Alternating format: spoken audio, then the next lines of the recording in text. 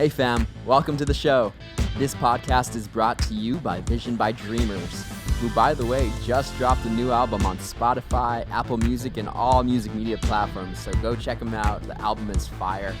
Also, if you haven't subscribed to this podcast on YouTube, Spotify, or Apple Podcasts, go do it and then share this episode. This week's guest is right in line with Veterans Day. Former Army Sergeant Fernando Borboa just came down and shared some awesome testimony, wisdom. Thank you for your service, Fernando.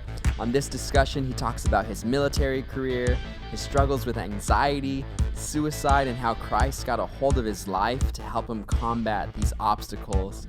Fernando serves at Calvary Chapel, Golden Springs, and Front Sight Ministry for veterans.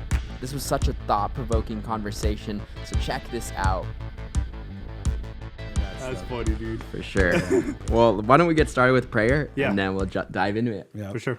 Heavenly Father, thank you for this evening that I get to hang out with my friends. Father, I pray that you would anoint this conversation, that you would allow it to be used, Father, in other people's lives. Father, for the benefit of your church, for your glory, Lord, I pray, Father, for words of, Lord God, just getting to know each other, words of finding out understanding, Lord, of our friend. And I pray, Father, that you would guide our conversation this evening. I pray, Father, that if there's any nerves or something going on that the enemy would try to use against us, I pray, Father, you would just eliminate that, Father. And I pray, Lord, that you would continue to bless this podcast, Father. We thank you for it. Bless this night, and in Jesus' name we pray. Amen. Amen. Amen. I want to actually start off by just saying thank you so much for your service, bro. And that, honor, man. Being that we just celebrated actually the Marine Corps birthday, and then which you got Marines around you, right? Anyways, I just want to say it's an honor to have you here during this week, definitely, and I want to thank you so much for your service, dude. It was my honor, man. Yeah. My honor. Thank you, cool. Fernando. Fernando, what's your last name? Borboa. Borboa? I didn't want to botch that. It's all good. I'm used to the Barboa, like Rocky, it's normal, dude. Right on. Fernando, just real quick, this is Redeem Podcast, episode 19. We have with us a cool guest of mine, a friend who I got to meet at Calvary Chapel, Golden Springs. Yep. And then, coincidentally enough, we then started rubbing elbows in the HVAC world, right? So that was kind of like the connection. With Veterans Day coming up, I honestly didn't know it was coming up, and then I was like, you know what? I want to talk to a veteran, and then coincidentally, it was like God's divine appointment. I was like, oh, real cool, dude. And so, why don't you tell us a little bit about yourself, maybe your background, what you were in the Army, and all that? Yeah, for sure. So, I grew up in Azusa and then Covina, and after high school, I went to South Hills, which is not a school that you would think I would go. I'm a little bit of a preppy side, but okay. I ended up going to South Hills, and right after South Hills, me and my twin, kind of trying to figure out what we wanted to do. What's your brother's name, by the way? Caesar. Okay. Caesar, my identical twin brother. So if you see me and I'm looking at you, and it's like I don't know who you are. It's really him. Yeah. So it happens a lot, believe it or not. But so after high school, I kind of started dabbling into like drugs and some dumb things and getting in trouble. So my twin, kind of seeing the route that I was going, went to take one of my buddies to the recruiter to become a Marine, and somehow, some way, he got recruited himself to the Army. So I guess as he was waiting for my buddy, right next door, the Army recruiters were. Someone came out, talked to him. Next thing you know, he's getting ready to go. Dang. Yeah. Yeah. So he came to me and was like, I'm gonna go to the Army. I think you should go with me. Dang. Yeah, and he pretty much told me flat out, "You're up to no good. You're gonna do nothing here. Let's just go to Germany." And that's what ended up happening. I ended up going. We signed up together. We went to basic together. How old are you at this point? We joined when I was 19. So we left California June 18th, 2001. And we went to Georgia. Now, I don't mean to interrupt, but that's a super rare thing, right? Yeah. I mean, my dad said when he joined with his friends, they were all like, yeah, we'll put you all together. They never saw each other at all, right? So that is a rare thing. Am I right? No, it is. So especially when it comes to brothers, nonetheless being twins, and to kind of make it a little bit more like crazier, It was actually 3 of us. It was me, my twin brother, and a cousin of mine, all with the same last name. But in 2001, what they're doing is they had this little program called the Buddy Program. So they allowed people to sign up, friends, family, whatever. Together. Yeah, and you were able to, it was in your contract that you were able to go to the same place and be together for up to a year. And then afterwards, they could separate you. But for us, it never happened. You stayed together. We stayed together. You know, I'll get into it, but we stayed together all the way from basic training to Germany to Iraq. And then me and my twin brother got out. My cousin ended up staying in for another 6 years. Dang. Yeah, but we signed up as we all signed up for the infantry. You know, me going in, my twin brother was kind of in the fence, and I was like, dude, if you're gonna be military, you gotta be front lines, bro. Like it's all either or that nothing. or nothing. Yeah, I got you. Exactly. So we left thinking, you know, we were just gonna go to Germany, travel, you know, do our thing or whatever. And that was June 18, 2001. Well, while we were in basic, we were literally 2 weeks away from graduating. 9/11 happened. No. Yeah. So when we initially first signed up, there was nothing. Yeah. Peace treaty. There was no war. There was nothing. You know, there was not even a talk of anything. Right, I remember. Yeah. So, you know, right in the middle of, it was called FTX. It's literally like the last part of your training. It's like the final hurrah. You go out for 2 weeks where you're training, drilling, doing mad exercise, you know, to the amusement of the drill sergeants. And while we were in one of them, nonetheless, it was called mount training, which is where they teach you how to enter a house and enter a building and learn how to clear it Tactics. for enemy. Yeah. We were there, and it was early in the morning. I'll never forget this day. It was early in the morning. We're sitting around, and I'm talking and messing around with the guy next to me and my brother and my cousin, and it kind of felt odd, you know, because normally when you get there, the first thing you do is you eat dirt. You know, you're doing push-ups, exercises, sweating, ready to puke, and then we get into the training. It didn't happen. We finally realized like something was odd. It was almost like simultaneously, we're all looking around. We see the drill sergeants over by the Humvee, and I guess they were already listening to what was going on, and the first plane had already hit. And then, you know, once like we all kind of were trying to figure out what was happening, they called us over and just had us sit down. And, you know, we were hearing the news about the plane hitting, and then the next plane hit. And instantly, I'll never forget, drill sergeant started yelling, "We're going to war. We're going to war." Wow. And in my heart, I'm not going to lie, it just sunk. I bet. And thinking like, man, like, am I ready for this? You know, am I ready for war? That's not even why I signed up in the military. Right. But nonetheless, you know, we finished basic training. We got to our first duty station, which was Germany. And there was no talk. There was no talk about, you know, deployments or nothing.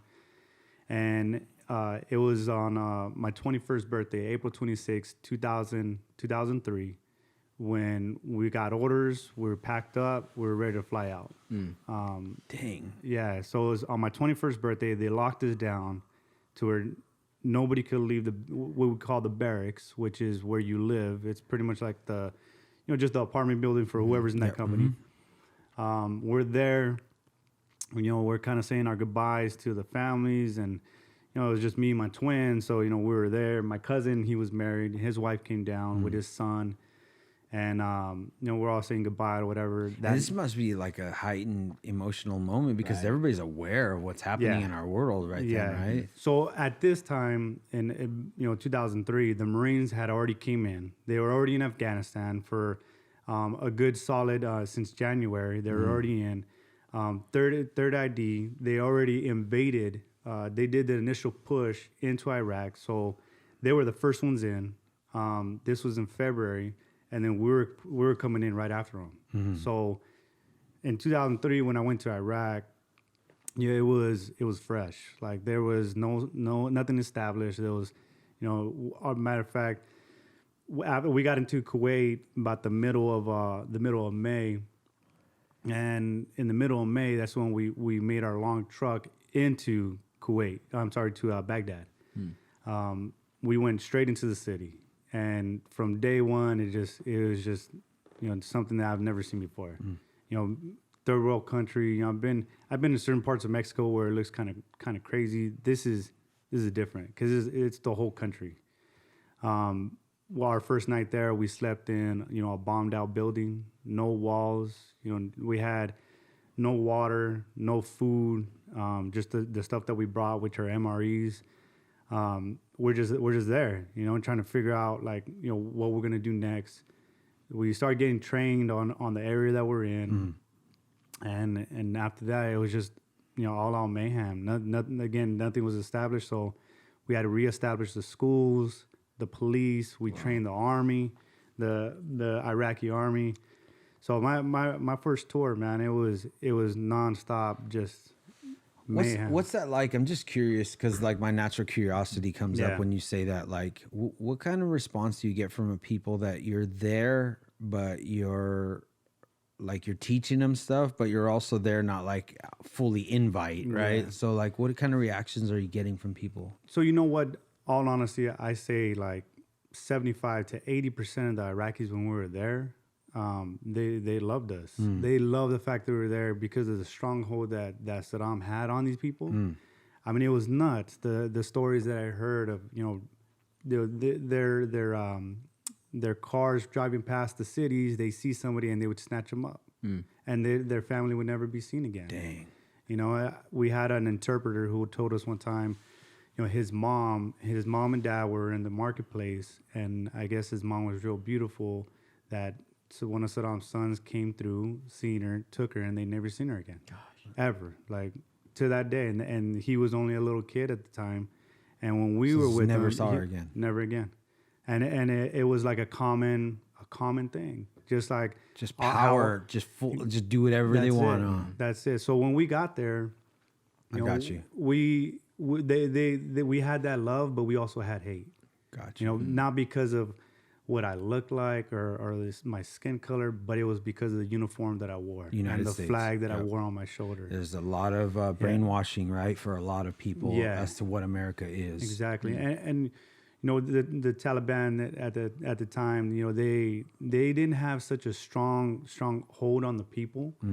But they would send in, just like anywhere else, anywhere else on the streets, they would send in their misfits, and they would rally up random people that, maybe they didn't want any trouble with us, but now you got someone in the air, bending, talking, and they're just starting to go nuts, and we get rocks thrown at us, and it was always kind of just something to keep aware of. Is that a difficult thing to try to draw the line as to how you respond towards people that are somewhat attacking you but not full life-threatening attacking you? Yeah, because even when we were over there, we had what's called your ROA, your rules of engagement. Okay. So it's not full on mayhem where you could just like the movies, you can do whatever you want. You guys just start blasting. Exactly.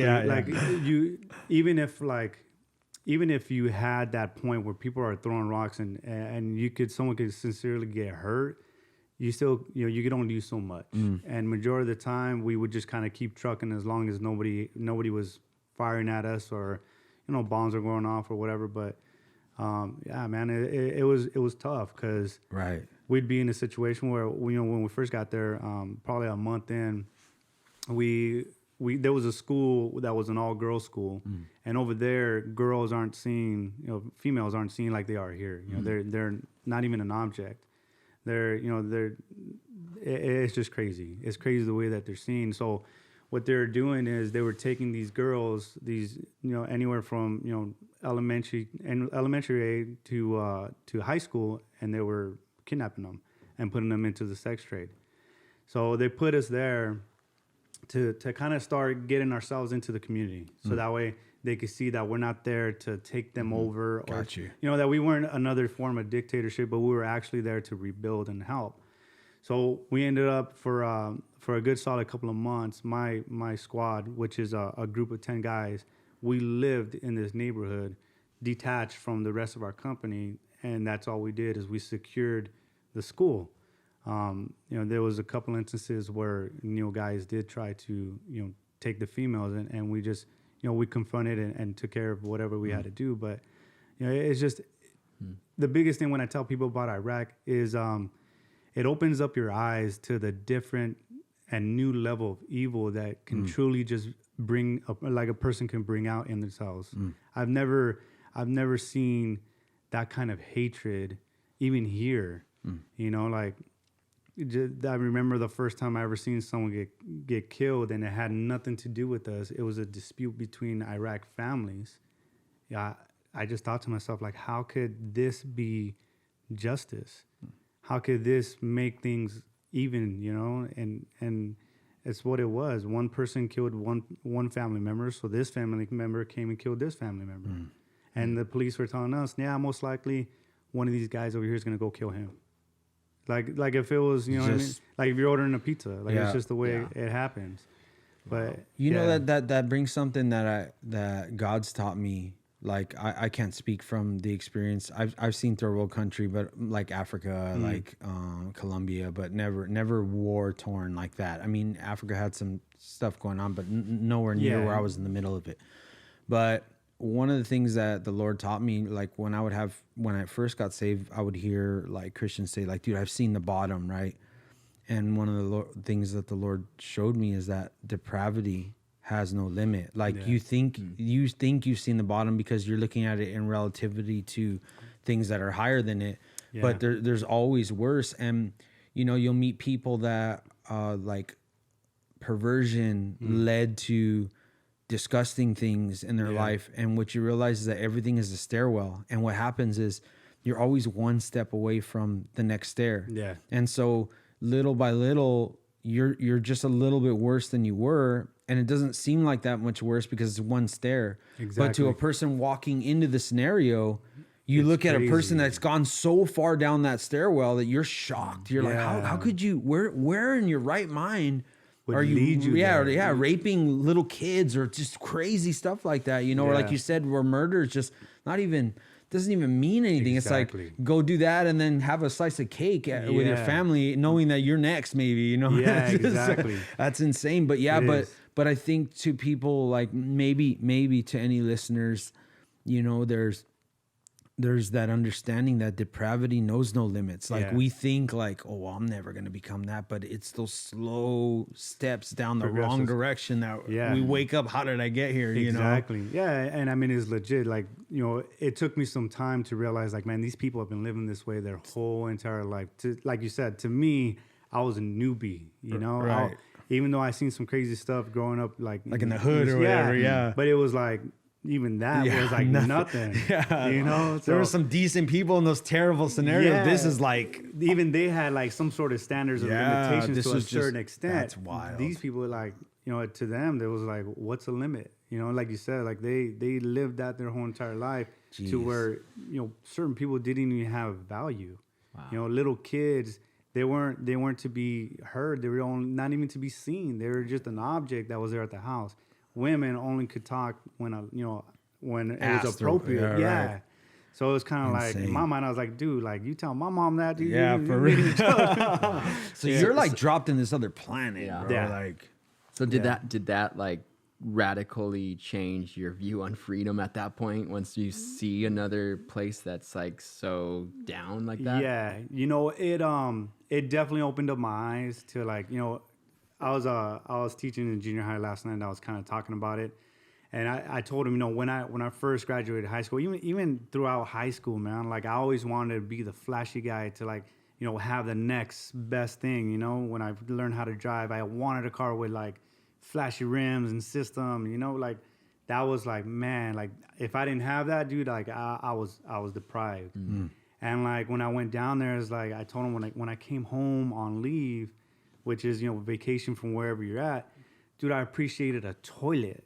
Mm-hmm. You know what I mean? Because we were in an outhouse for however long, and then a porta potty, and it's just like, dude, like a simple, like the simplest things. I appreciate a bed and to be clean. Yeah, man. Like it was just it just opens up your eyes, like, to the true, like, how good we have it in this country. Even to the poorest people that actually are suffering here.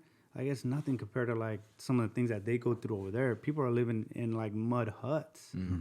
You know what I mean? Sleeping on the floor because that's just what they have, and they deal with it.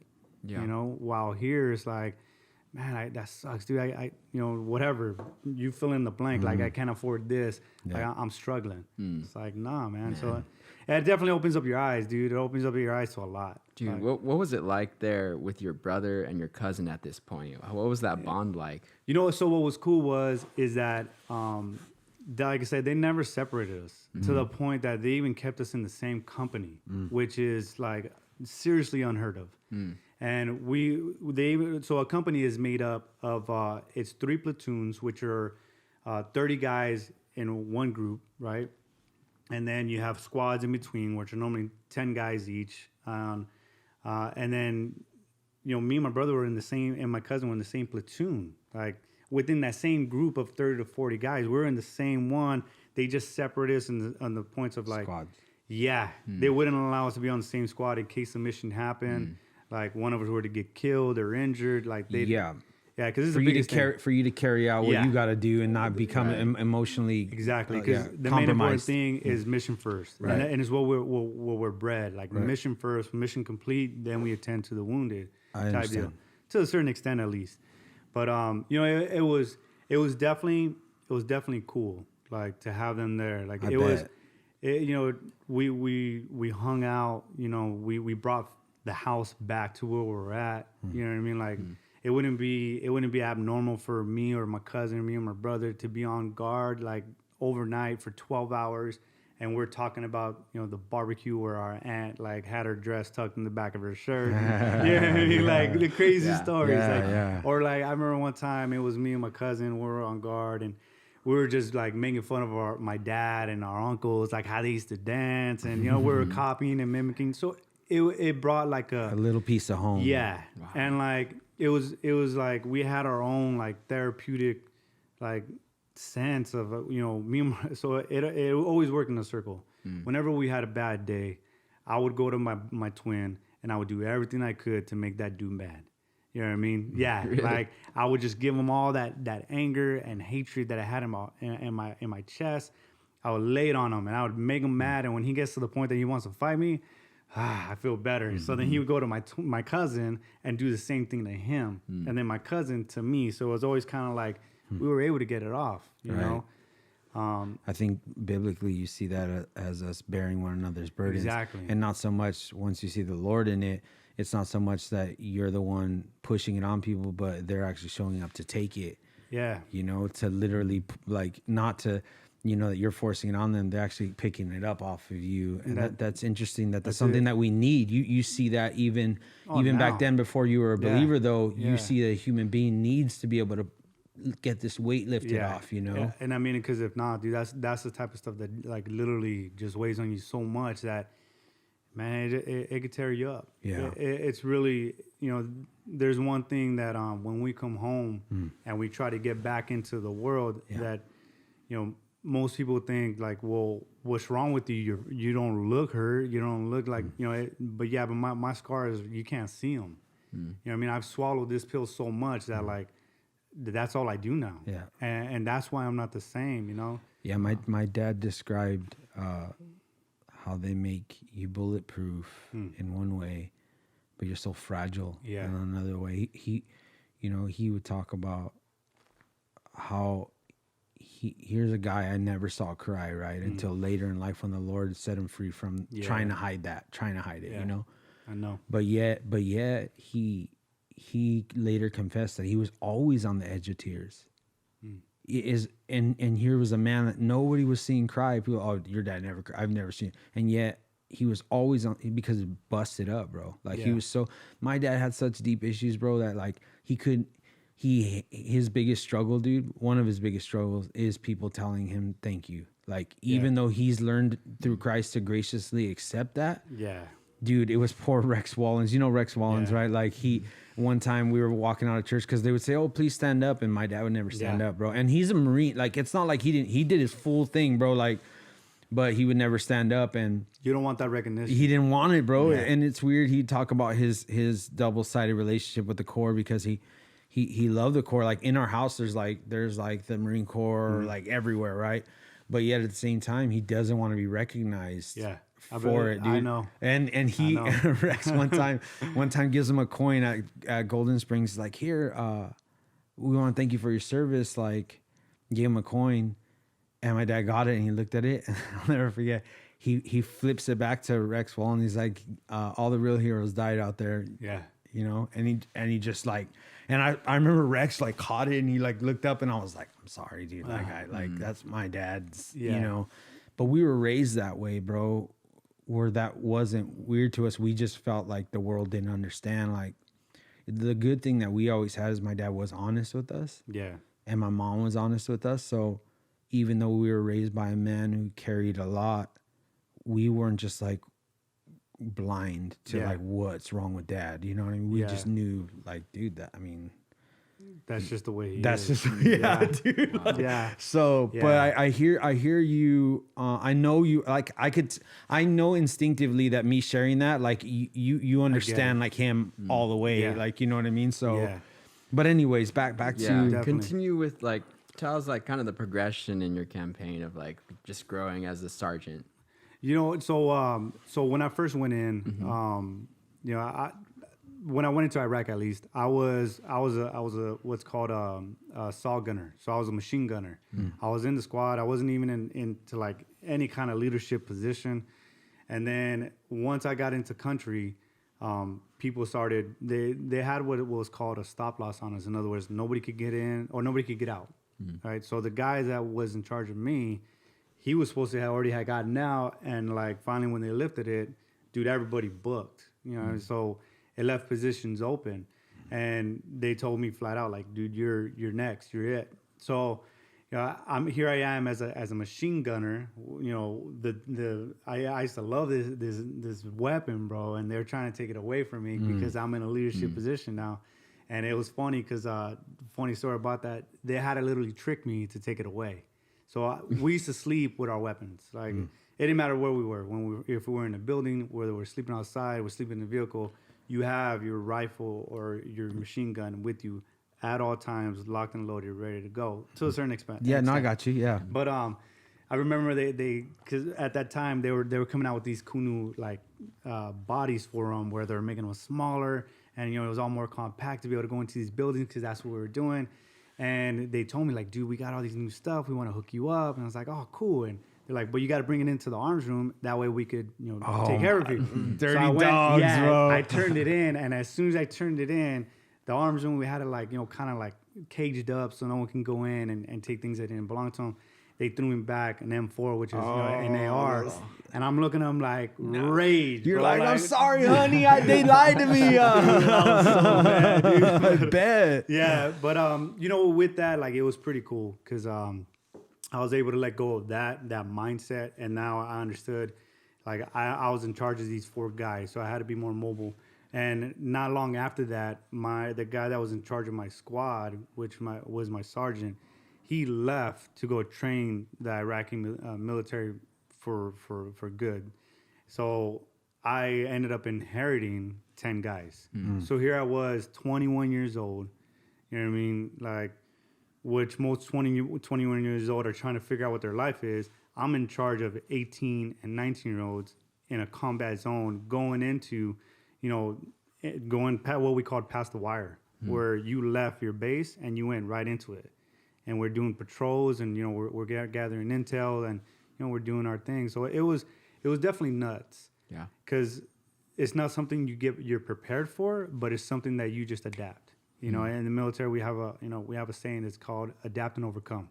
You don't think, you just do. You know what I mean? Whatever situation's handed to you, you better figure it out quick. Especially in a scenario like that. You know, you don't have time to get ready or whatever. You just do it. You know, but by the grace of God, I had guys that, like, I already had been with and I trusted, and you know, that was the thing. Like, you know, what we said, we had that camaraderie. Yeah. Where I didn't have to do anything crazy. We just, you know, I moved up and I moved somebody else that I trusted. All right, bro, let's move. Wow. Yeah. Now, at this time, were you a believer at all? Nah. No. So, kind of a backstory of that. I started coming to Calvary Chapel and to, you know, church when I was 15, but I went because my mom my mom gave her life to the Lord. But I just sat. Was it under Raw? Yeah. Okay, so Yeah, it was at Golden Springs. Okay. So I just, I was a 15-year-old dude, like, already set in my ways. Like, my mom just found faith. I didn't even understand it.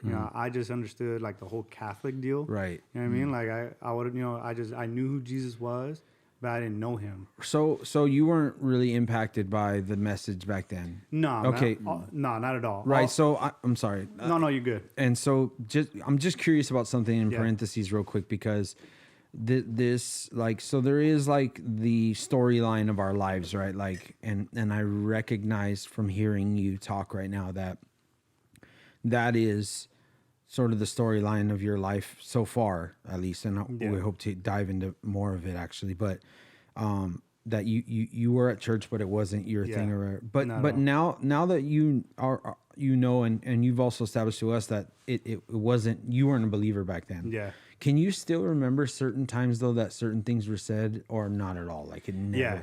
So like, it was always crazy. So when I went overseas, my mom, I still have my Bible that she sent me over there. And it's funny. So my very first package that she ever sent me and my twin brother, she sent us laundry soap, because we told her, like, dude, we don't have nothing to wash our clothes. Like, we're using bars of soap while we're wearing it. So can you send us some laundry soap? She sent us this powdered laundry soap, and it got over everything.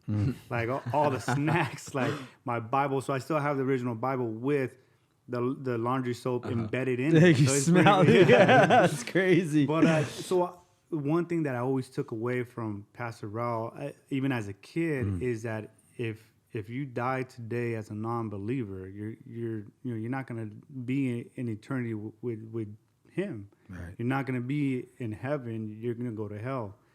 And it was something that always scared me, even in Iraq. Like, I never read the Bible fully, but like I was to that point where I would read it. I didn't understand none of it, not even the New Testament, none of it. I prayed, but like it was such a rehearsed prayer, right? Every single night. Now that you're a believer, you can look back and see that that the difference, right? Exactly. Right. But at the time, you were kind of scratching for something, though. Like, exactly. Okay. And like there was other believers there, but like I didn't want, that wasn't like, I would always tell them like, oh no, I'm cool with the Bible study, dude. Like that's not my thing. Gotcha. You know what I mean? But like I always would, ask the Lord, forgive me of my sin for today. I understand. You know what I mean? But I never mostly driven in fear, though, like as you're saying. Like, it was more fear of like, where am I going to end up if today's my last day or tonight's my last night? Okay. Yeah, it was more of the fear of the death, dying. Yep. But that's one thing that I never forgot as a kid. Because I would sit in studies. My mom would never let me go upstairs to I don't even know if Scott was teaching. He probably was, believe it or not, dude. But she never, she always wanted me to be right there with her to make sure that I was actually like there hearing something, But yeah, man, like I would go to church every day or every Sunday with my mom up until I left basic. And even it was crazy. My mom would send me the bulletins to Iraq of what happened, and we would get our mail like a month or whatever later. So I would be reading the bulletins, like just wishing I was at church. Dang. It's like the one thing I had that always brought me peace was reading, the scriptures that my mom gave me, and just kind of remembering back of like my family going to the church. So it represented like a contrast to your situation that you're in. You're like, dude, this is home, this is family, this is love, this is God. Exactly. And it was crazy because, like I said, I was never a believer, man. I walked up when I was a kid, but only because my mom was like, yo, let's go. Okay. You know what I'm saying? Yeah. It was never like me, like the Lord tugging at my heart. Sure. It was just like, okay, I guess this is what I got to do, Yeah. But real quick, I'm curious, as you were in that young stage, were you like someone who was like just wild and reckless? Yeah, dude. I'm just kind of curious. I was nuts, bro. Like, so just growing up, dude, it was just, let's just say like I was like a party animal. Okay. The moment like I got a car, which was 15, because my dad taught me how to drive when I was like 9. Dude. Your mom and your dad together? Or? No. They separated. They separated every time me and my brother came back to the picture. It's what I blame it on. I blame it on my twin brother. But Yeah. They went off and on, throughout my whole childhood. So They actually, it was funny. They got back together when we left to the service, and then when we got out of the service, they broke up again. So that's why I say that. Like, but I blame it again on my twin brother. It was whatever he did. It was Shout out to your twin brother if you're watching Way this. to go, Caesar. Way to go, bro. Shout out Caesar, bro. Yeah. But yeah, I was a crazy kid, dude, and like I was already by that time sexually active. I was doing drugs for the most part, nothing crazy until after I got out of high school. I used to be, in sports, so I kept it to a minimum. Where'd you grow up? I grew up in Covina, right by what is it? Grand and Cypress. Oh, I grew up right know there. the neighborhood. Yeah, dude, like that. I grew up in Baldwin Park, like on the line of Covina and Baldwin Park. Yeah, so, dude, like I used to go over there like crazy. Party all the time. Pick up all the high notes, dude. Everything, bro. Yeah, dude. Like, I used to, me and my twin brother, like I said, we were driving. Oh, for sure. And, like, Twins, bro. like, That's your ace in the hole, right? Yeah, dude, There's two of us. It was always a trip, dude. That's but funny. yeah, it was something that kind of like, I don't know, like I said, when I was over there, dude, it always brought me peace to like to see the picture. My mom would send me pictures of my whole family at church, and it was something that always brought me back. But like I said, I was never really connected to it. I didn't know what it was to be a Christian or a true believer. I just knew I knew who Jesus was. Yeah, no, it's making sense to me. The illustration that comes to mind is like, like a kid looking in a toy store. You know what I mean? He's seeing it and he's longing for it and he knows it's real, but he's not in there, bro. Exactly. And he's not a part of it. You know what I mean? He's out here in the cold, Yeah, so exactly. I could see that in your story. Yeah. So, I mean, it was, it's kind of like, even for me, my twin, we would, find peace in that, even with the craziness that we had. Cause I'm not gonna lie, like when you're over there, dude, like the first thing that happens to you is your normality, it goes numb. Like the things you see, the hatred you feel, like it just overcomes like everything. One thing in the service is, especially in the infantry and a lot of Marines, like the same deal, is we're taught how to be angry constantly.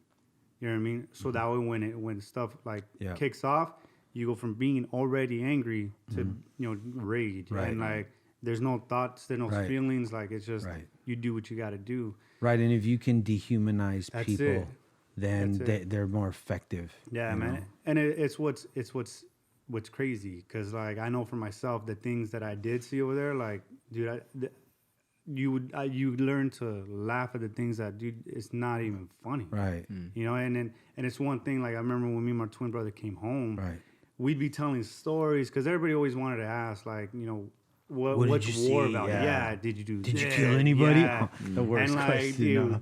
Dude. So like, we would open up to a certain extent, but like, when we would joke around and we'd make our comments, they would look at us like, dude, like, how's that even funny? Yeah. And we'd be like looking at them like, how's that not? Yeah.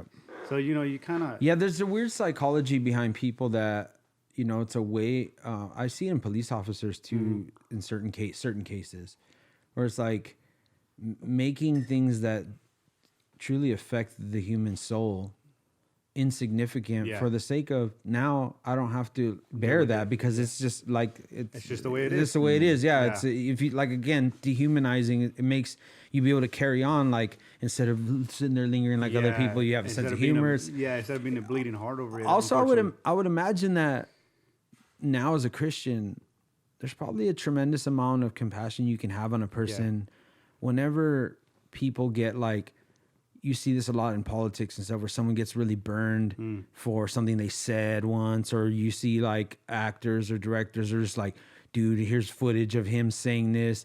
And you're looking at that, and as a citizen, like a non-desensitized citizen of like, here's never been anywhere, you're like, oh my gosh, like how could they say that? But in your shoes, I would imagine, I'm not trying to put words in your mouth, but that there's as a Christian, there's an amount of compassion, because you know what it's like to say things that when you're in it might sound crazy to other people, but they're like, your heart wasn't really fully evil. You know what I mean? Yeah, exactly. Like, it was just the way that you were accustomed for a while. It's something that it's crazy, man. Like when you're in a situation like that, especially for as long as I was, my first tour was 15 months straight. There was no breaks. There was no coming back, then going back over there. It was for one solid year. And then, you know, a year after our year went up, we thought we were going home, and then we ended up getting extended and going up north to where there was like no military presence whatsoever. So we went from central Baghdad and like the craziness of the city and getting all that not so much under control, but like, you know, people were used to seeing us. Yeah. You know, when we came through, like everything pretty much chilled out because they knew we didn't mess around. Right. The respect there. For some point, because what we were called a mechanized unit, which was, it was not a tank, but it was, you know, we had the soldiers in the back. We drop a ramp, dude, and, you know, 10 guys would get out. Capable instantaneously. And so it was an elite fighting group, man. So when we went up north to this rural, like no like buildings, it was all huts. You know, it was different. Yeah. You know what I mean? Like people looking at us like, what are you? Yeah. Like, what are you doing here? You know? And we pretty much had to start all over. But it's just like you come back from that to here, and like you don't know how to live anymore. Yep. You know what I mean? It's almost like here where we live, the United States, this is a foreign country to us. Wow. You know, because man. No, it makes sense. You know that you go somewhere and you have to become a certain kind of animal in order to exist. Yeah. Man. And now that you are that, then you come back to this place where those animals don't exist. Yeah. And you just don't fit anymore. Exactly. I remember one thing that, you know, and she never knew, like, my mom, you know, before I left to the military, I was always like, you know, dude, I had more patience than anybody. You know, I was kind-hearted and real chill, dude. Like, you know, I was that guy that once you got me mad, though, like, it was down and over. Yeah. But I remember when I came home, my mom would always tell me, like, dude, like, what's up with you? Like, you're not even the kid that I once knew. And she would say this over and over again until one day I had to tell her, like, look, man, all honesty, I don't even know who that kid is. I don't even know who that person is. Like, that guy's dead. This is me now. Like, you better just, you have to understand it, and you gotta live with it. You know what I mean? Like, I was a firecracker, bro. I mean, me and my twin. You know, we went from 0 to 1,000 in seconds. You know, but is that something you still battle? So anger. I have I battle with anger, anxiety. I used to have heavy paranoia, but anger's still my number one. Was there any drugs involved in your life in any other process, or when I came home?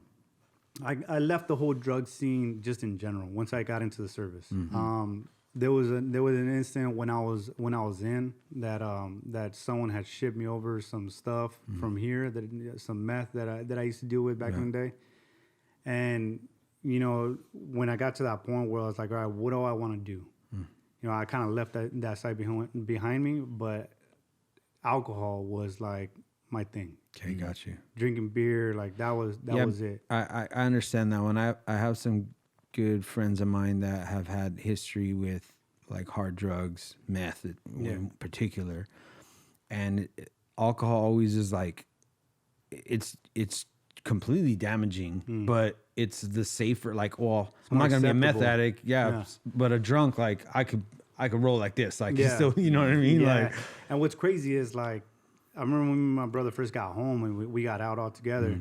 Like my mom and dad would leave to work, we go in the garage, we start drinking, and they come home and we're still there in the same spot drinking, but like we were functioning. You know, it was never like we were sloppy and all over the place. It's how we kind of mellowed ourselves out, so we could like, you know, do what we got to do. Numbs that anxiety. That's crazy, because you know, you have this heightened sense of self-control that's been given to you now by the military, and now you come back, and even though you're drinking like a madman, probably going crazy, but there's a little bit more functional because you have self-control, right? You're like a person who's like, I'll do what I want. Like I could stop myself to do anything, you know, like, and it's true. You know what? Like even just throughout that whole time, because I got out of the service in 2006. I was out for a while doing air conditioning, and then in 2007, near the end of 2007, I got orders I had to go back. So it's called the backdoor draft, where pretty much they draft people that had already been served, and you get recalled and you got to go back. Right. But up until that time, man, like that's how I kind of dealt with everything. Like I drank to the point where I was that fun, like, let's go drinking. And there was only certain times, certain levels of me overdoing it where people seen that anger. I'd be with my boys and, somebody just looked at me wrong and I just snapped, Yeah. But, it's one of the biggest things that like, we do as vets. We self-medicate in certain aspects where, when we're here, we're so used to being in such a chaotic world and like, living a different way that when you come back here and now you're supposed to live more normal per se, like you don't know what that normalcy is. Yeah, a good buddy of mine, he would explain to me how he's a Marine, and he would explain to me how the anxiety of like sitting in a room with normal people, like, and they're all there, and he's like, and the only thing that's gonna make it go away is he would go out to his car where he had like a bottle of Jack or whatever, and just like hit it real hard, real quick, and then not come in like a drunk like other people would. Come in like mellow, and people wouldn't even know he drank. And now he could sit like at a crisp, like where family members and little kids are saying like, "Oh, I like your jacket" or whatever, and be kind of normal, And that became hidden like habit, bro. Like had to, I would imagine like if the body is so used to preparing for that battle, like your anxiety is building up, the adrenaline, and it gets released when you're in that action. And now that action is taken away, you just have it build up. It's just there. It's just there. You don't know how to react. Do with that. So like I don't want to like you're in the military and you're out there, and then what's it like? Did you have any close calls? Oh, sorry, yeah. I'm so sorry. Yeah, that's kind of where I'm going. You know what? So it was actually kind of crazy. So we pretty much had to make it a point where me and my twin brother wouldn't hang out no more, like together at one point in time. So between our like November to December of 2003, we were all almost killed instantaneously all together at the same time. So in November 2003, we had a big meeting, right, within our company. And at the time, we had took over one of Saddam's like vacation. It was a neighborhood. That's it was crazy literally to say. Yeah, it was literally like so it was his palace, a huge palace, man. That was like, dude, it was just crazy. And then he had many mansions. Did you get to go in his pool? Yeah. So literally, like legit, like it was. I'll talk about it. Yeah, so I'll talk about that. So we Spoils of war. So on this place, so it was literally like he had palaces everywhere, dude. Like just everywhere, different parts of the world. He's like a little god in his own. Exactly. Yeah. Well, it was a trip because he idolized Nebuchadnezzar. Wow. Oh, Yeah. So it's like a fun-filled fact. So he idolized him, and on every single palace that he had a giant statue. Full on like Saddam statue of his face, and some had like his military uniform, some had like just him wearing like a crown. Like it was crazy, dude. Wow. Yeah. So like, but he had it on all four corners of his palace. Wow. On every single palace that he had. I have pictures, and I would shoot them over to you. Yeah. But so we stayed in this compound, and in this compound, dude had like straight up like man-eating lions. He had one male and 3 females and some cubs that they would like. He was into like Rome. They would feed people to these lions. Oh my gosh! So it was just a gnarly like place and everything all together. Yeah, dude. Like people would tell me, like the guys that would come in to feed these lions would tell us like, yeah, this is what used to go on. Like it used to be a sport. They said they would have Iraqis. They would take a random guy from the street. They would bring him there because they would have like, the certain people come from like different countries or whatever to just stay there with him. And they would tell him like, all right, go to the farthest end of the cage. And if you can make it, we're going to let the lions go. If you can make it to the very end, we'll let you live. They said they would get to the very end and they would let the lions just eat them. And that was like the best part, they said, to them. Like hilarious to them or something. Gosh. They would laugh at it. Like it was just, Like this guy thought he was gonna get out. Even if he made it, he was never gonna get out. It was just so like it was just a crazy, like we lived in some crazy like environments of where like just histories, man. Like in that palace, it was all bombed out, but we went underneath. It was all full of water, but we seen Saddam's collection of cars, dude. Like he had mad, they're all Rolls Royces, like American or like all all European. underwater, jacked up. But like to even like see that, I was just like, yeah, dude. I was like, dude, I'm in Saddam's house, dude. That's like, crazy, bro. Yeah, but there was, so that night we were having a little powwow, and it was Ramadan, and it was a big celebration that they still do, and the biggest thing was our dog tags. I'll never forget this meeting because they were just like, you got to make sure the way we used to wear our dog tags is one would be on your neck, one would be on your boot in case a leg got blown off or something, like, or that's all they found. They knew how to identify us. Right. And, we've never at this point, it was all small arms fire since that we've been there. No bombs, no roadside bombs, none of that, dude. That night, as soon as we got done with our meeting, it was me, my twin brother, and my cousin. We were walking down the street, heading to the chow hall, and we heard like these weird thump thump thump noises, and it was rockets. So where the houses were, it was along the Tigris River. So on the other side of the Tigris River was pretty much the enemy side. Where we were at was what we called the green zone. You had to go over a bridge in order to get where we were at. So they let off these rockets, and as soon as one hit, about 25 feet away from us. So we were running, and we just, instead of staying on the road, we ran behind this dumpster, and one hit the dumpster. Boom. Oh. Yeah, and it was a loud, like, if I've never been rocked like that before. And it instantly threw me, my twin brother, my cousin off to the side. And then 2 other times, the same thing happened. So it's kind of like, Dang. Yeah, so we literally would tell each other, like, dude, after the 3rd time, like, we were doing laundry.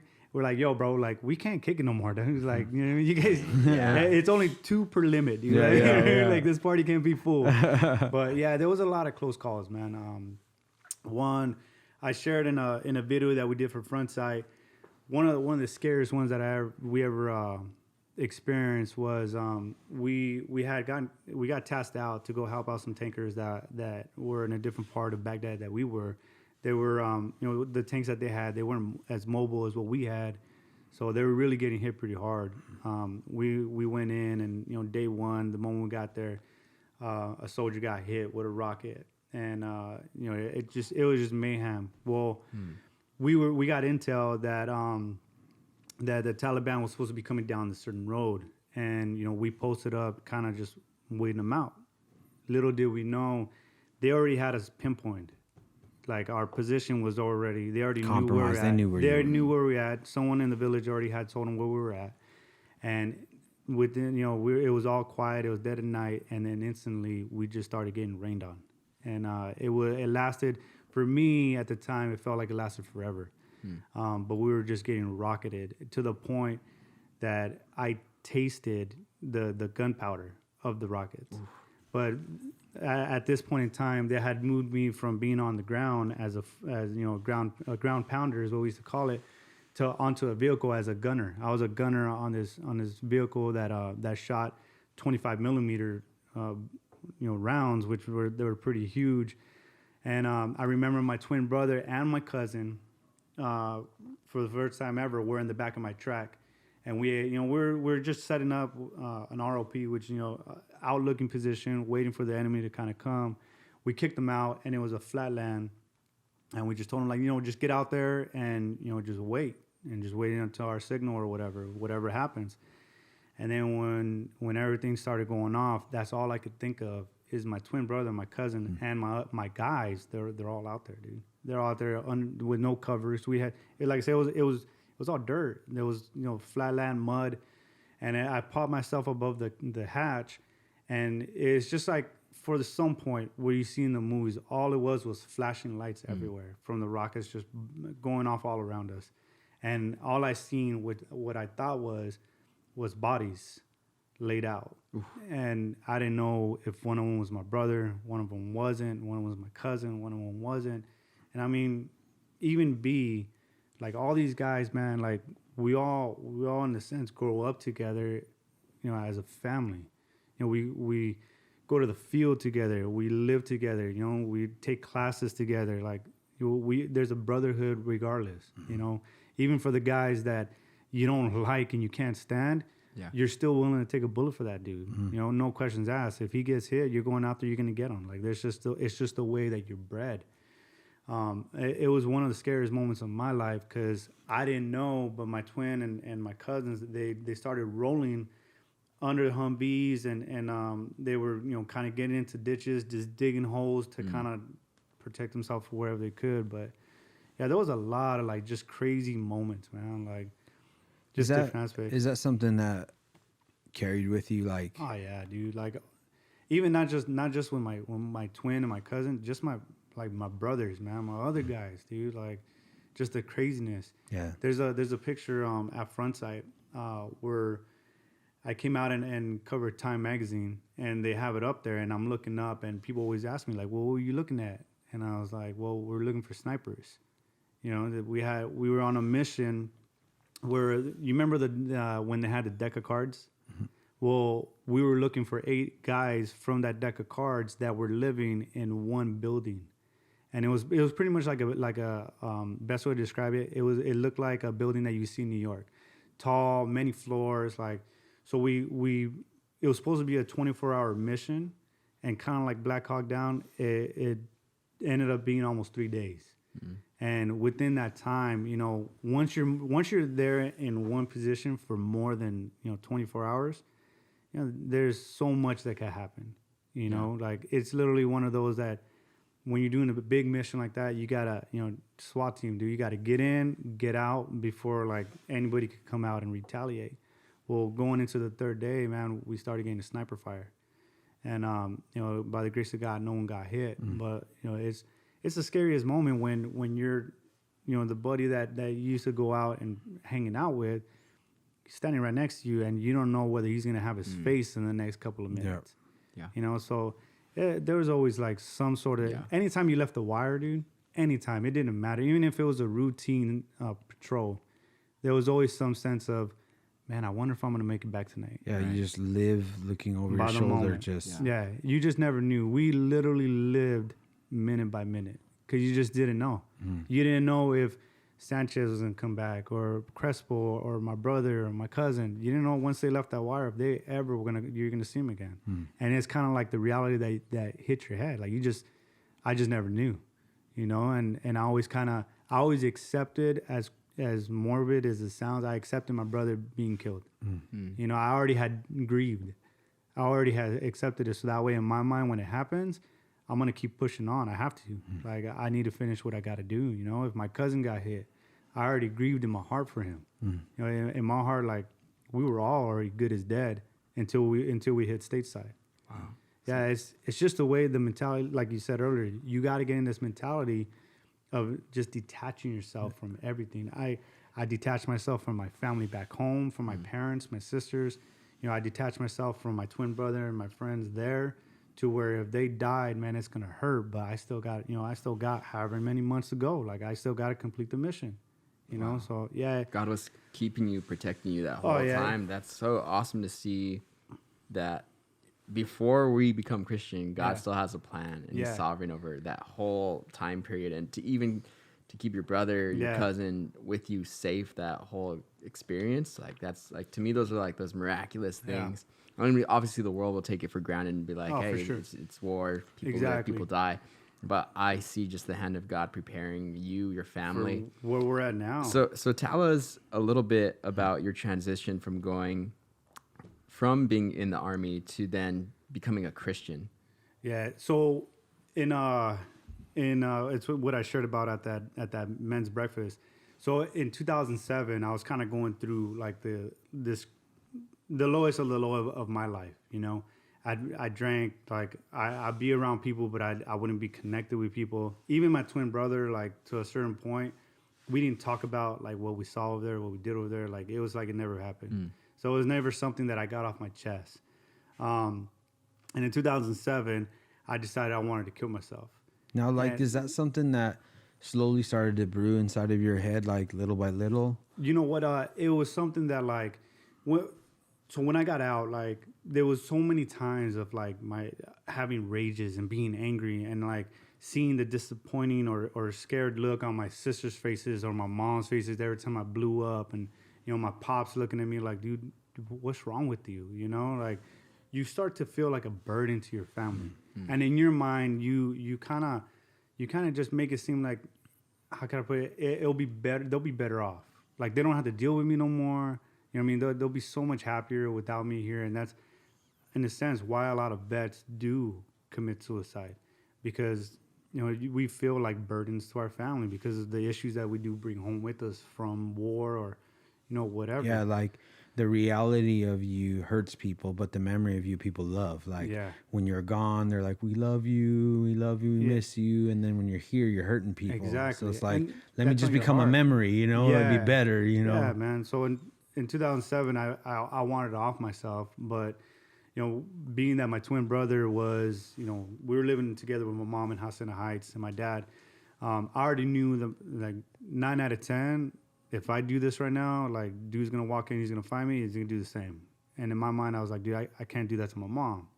So I didn't. And, you know, I know now, like, the Lord had a plan for me, because not 2 weeks later, I got a FedEx dude at my doorstep asking specifically for me. I signed it, and it was a plane ticket and my orders to go back to Georgia. I had 2 weeks to prepare everything and go to Georgia to get ready to go back overseas. So in my mind, I'm thinking, this was in 2008 that I finally ended up leaving. In my mind, I'm thinking, cool. Like, I'm going to go out there. If I die, even better. Yeah. I'm going to die a soldier. Right. You know, I'm not going to die. Everybody like, oh, he died serving the country. Exactly. We love him. Yeah. So it was kind of like a win-win for me. To go out on a good note. Huh? That's it. Especially at the time, I was in a relationship where, you know, it's just, everything was just all bad. Like, you know, I was disconnected from family. Right. The relationship I was in, I was just in it. Like, it wasn't, you know, anything good for me. So it was just all bad. But like, I remember when I went in 2008, that's where kind of like everything started changing. Like, I see it now. The Lord had his hand on it the whole way through. From the moment I got there, you know, it was kind of nuts in the area I was in. But like, you know, even though I was disconnected from my family even more so, one day my twin brother hits me up and he's like, hey, dude, you never guess who I ran into? And I was like, who? Which he said, oh, Cecilia, who's my wife. He's like, oh, I ran into Cecilia, you know, blah, blah. He's like, you should hit her up on MySpace, right? I was back then. So I'm like, yeah, for sure, dude, I'll hit her up. Is she somebody that you guys kind of knew before? Yeah, we went to high school together. Okay. So we went to high school. So going to high school, me and my wife, we weren't like... She wasn't like your tight. wife then? Yeah, no, we didn't even date. We were barely friends. I knew her, and I seen her at parties, but like we weren't like that tight. She was more friends with my twin. Okay. So he was like, yeah, you should just hit her up. And I was like, yeah, for sure, dude. Whatever, dude. Like, I'll hit her up. So we did, and then, you know, we would talk, and, you know, I started growing feelings, and I'm like, dang, dude, like, I can't do this, man. Like, I'm over here, bro. Like, so come to find out she was growing feelings for me. It was like all a love story, dude. You see it, bro. It was like The Notebook, dude. Like, we write every day. I would be on the phone like crazy with her. The good stuff. Yeah, dude. And I got to know her through just that, talking. No dates, no nothing. We actually dated for 6 months before we ever went out on our first date. So I'm just curious about something real quick. Like, this is all after that real dark chapter that you... So I was still in it. Okay. I was still all in it. So she's like this little flower in the middle of like the ashes, right? Exactly. Okay. That makes sense. Beauty from ashes, bro. I could see why somebody could fall in love too, though, because like here is a little flower in the middle of like hell, you know? So dude. And it wasn't even Iraq, bro, because I was used to that. You know, that part of the world, like this is hell, right? Yeah. And that's what from your story I've already gathered, like you I know how to be the soldier. Like, I'll go out there. If I die, I die. That's what it is. Yeah. But to be the human being, is what you don't know how to be no more. Nah, you lose it. And what's sad is to kind of come back into it. So when I got out, I was done with it all. my wife wasn't a believer at the time, and my grandma had just passed away, and my family had, just started these Bible studies. And I remember the first Bible study I ever showed up to, I didn't even know it was a Bible study. My twin brother kind of messed with me. He's like, "Oh, do you show up to our tia's house? Like, everybody's getting together." So here I go with an 18-pack of beer to a Bible study. Wow. Yeah, dude. So like, I show up. Who's teaching that Bible? I'm just curious. It was one of my cousins. Okay. So one of my cousins who was in the Air Force, the Lord used him mightily to give me the word once I came back. Yeah. Probably praying for you all this time at this point. Yeah, I'm pretty sure after he like took one look at me, he was like, "Oh, dude, this guy needs prayer, man." But so we came home. Me and my wife were living together. We didn't know the Lord, and the way it all came about with that cousin is me and my wife finally decided after a year of me being back, we wanted to get married. So I'm paying for the marriage or for the wedding. With my deployment money, it's running low. And we're sitting down. We're like, "Man, we got to get someone to marry us." So I'm over here like, "Dude, my cousin's a pastor. He can marry us for free, right?" So in my mind, I was like, "I'm gonna save some cash. I'll cheat the system real quick. Yeah. Just a little bit." But he told us like the only way I'll marry you is you got to take these Christian counseling sessions with me. Dang. Yeah. So we're going through the sessions, and in my mind, I'm like, and he comes in with the tactic. So the crazy thing is that, through like literally midway in, like we were just doing it, and then midway in, my wife gave herself to the Lord. Damn. Wow. Yeah, so my wife gave herself to the Lord, and like we ended up getting married. And after we got married, she was like, "Dude, I want to start going to church." Dang. So we started going, and I went because of her. I mean, I was like, "Well, we're family, dude. We're going. Like, cool. Let's go to church." Where'd you guys go at that time? My cousin had his own little thing going. Okay. It was at a house first, and then we moved to a building, and little by little we started coming back to Calvary. Okay. Little by little. Yeah. But at the time, I was still more 1 foot in, more 1 foot out. Right. There's something a little familiar here, and that is that I'm going for someone else, like to church. Exactly. The thing was that, so when I came home from my first tour in 2005, the main thing I wanted to do is I wanted to go to church. I couldn't wait, dude. I wanted to go back to Calvary so badly. Yeah. And I went to Calvary with my family, and for about 2 months, I walked up to the altar to give my life to the Lord. Wow. But the thing was that, like, it was crazy. I didn't know what to expect, and I didn't feel nothing. I didn't feel no different. I didn't feel no peace. I still felt the same hatred. I still felt the same anger that was burning inside me. So in my mind back then in 2005, I was thinking like, dude, the Lord doesn't want me. Mm-hmm. And in that moment, I gave up on knowing the Lord, Christianity. I figured, all right, I'm destined to go to hell. And I accepted it, and I was good with it. So when I came back with my wife in 2010, we started going to Calvary. I was just going for her, and I was listening to everything, and I was kind of hearing things for for the first time, and I was really just intrigued with it all. Like, that's dope. Jesus died for me. And then I heard Pastor Raul teaching, and he said, even when you go to war and you see all these crazy things, God still loves you. And I remember that just touching my heart to the point it's like, so you're saying that no matter what, he still loves me. And it just sat with me. And it was just not the turning point, because I didn't even fully give my life to the Lord till about 2012. I'm so sorry to cut in. You're good, man. There's something that I saw right now in that story that I just have to share with potentially. I think I'm sharing this with parents or Christians that are praying for someone, Kids. Right? Yeah, somebody like that nephew or somebody that, right? And here's what it is. There was nothing that was done wrong from anybody those other times that you went up, right? Like from your kid, your mom bringing her kid, right?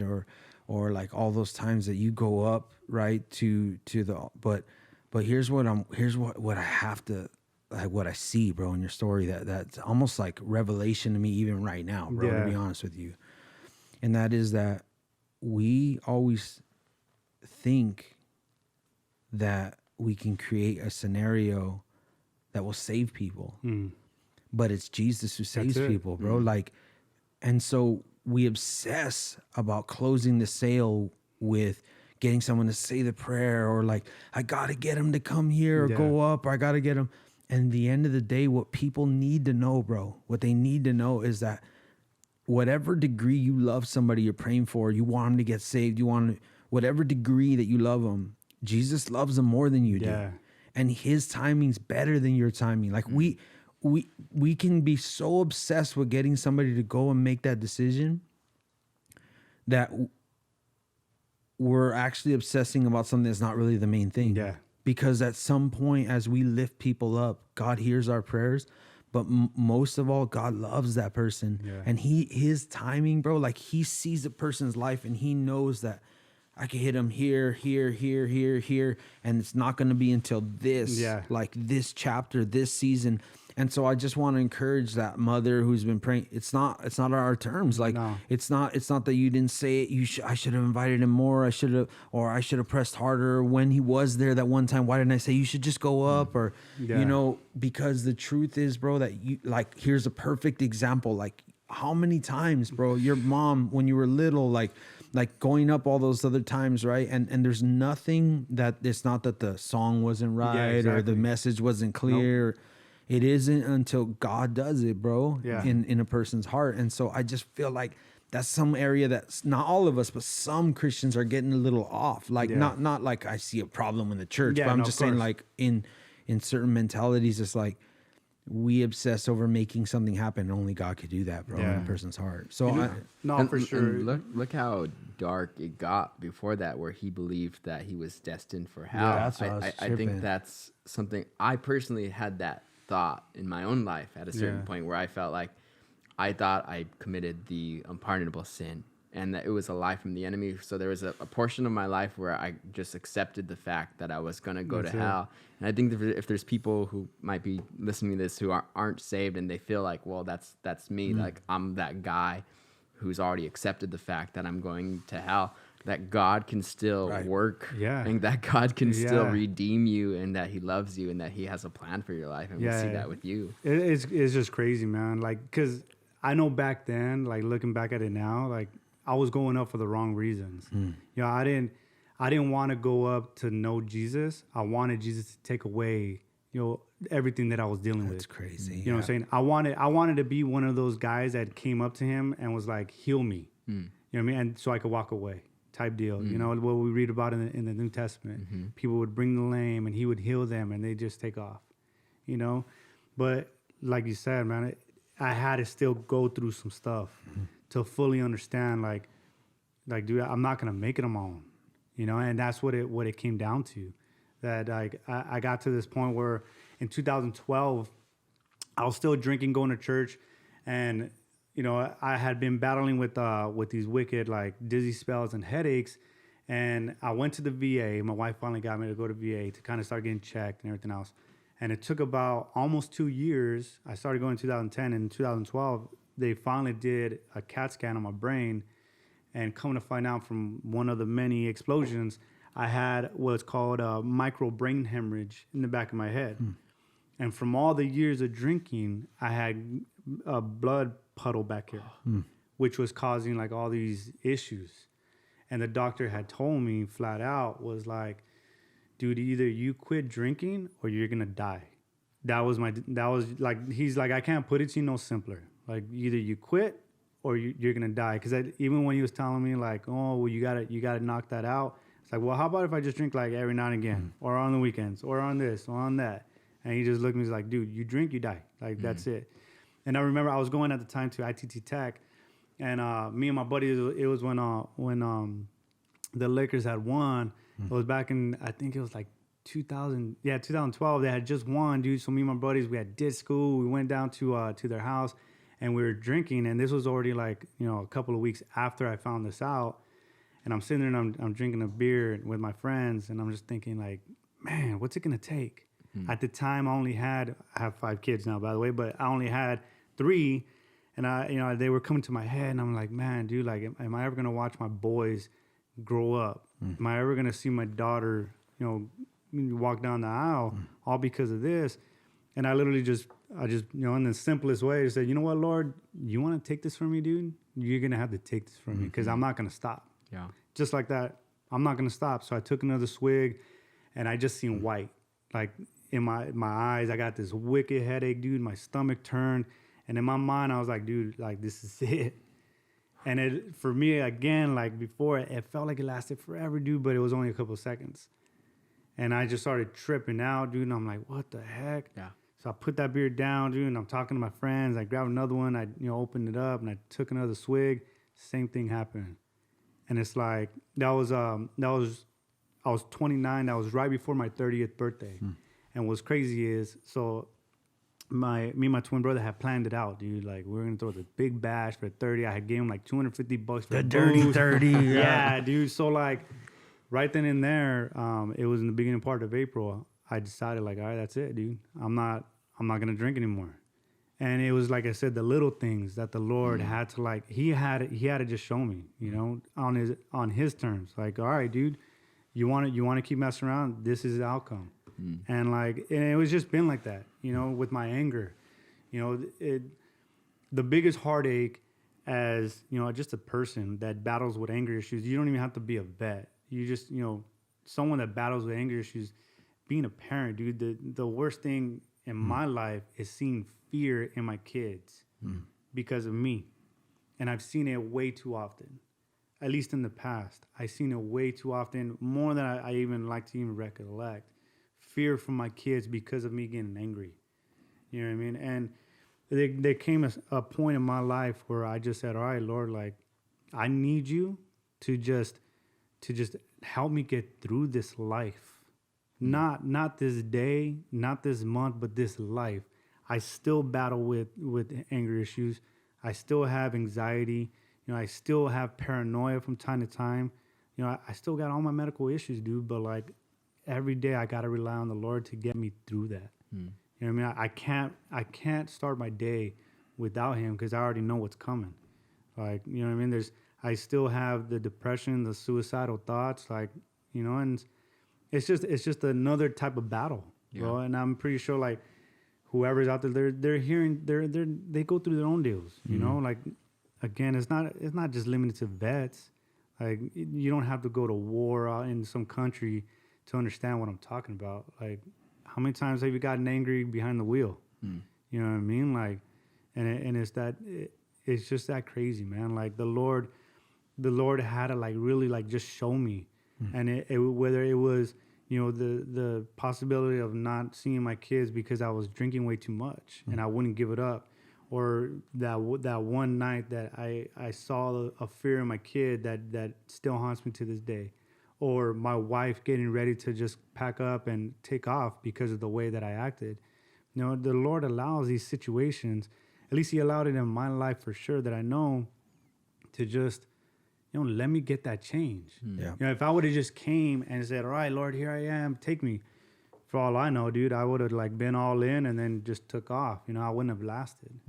You know? Like, he asked me earlier, he's like, is there any things that you want to talk about, like, in particular in this podcast? And just to let you know, I watched that video you talked about a little bit. I watched the whole video, but you talked a little bit about some of the stuff you talked about. Yeah.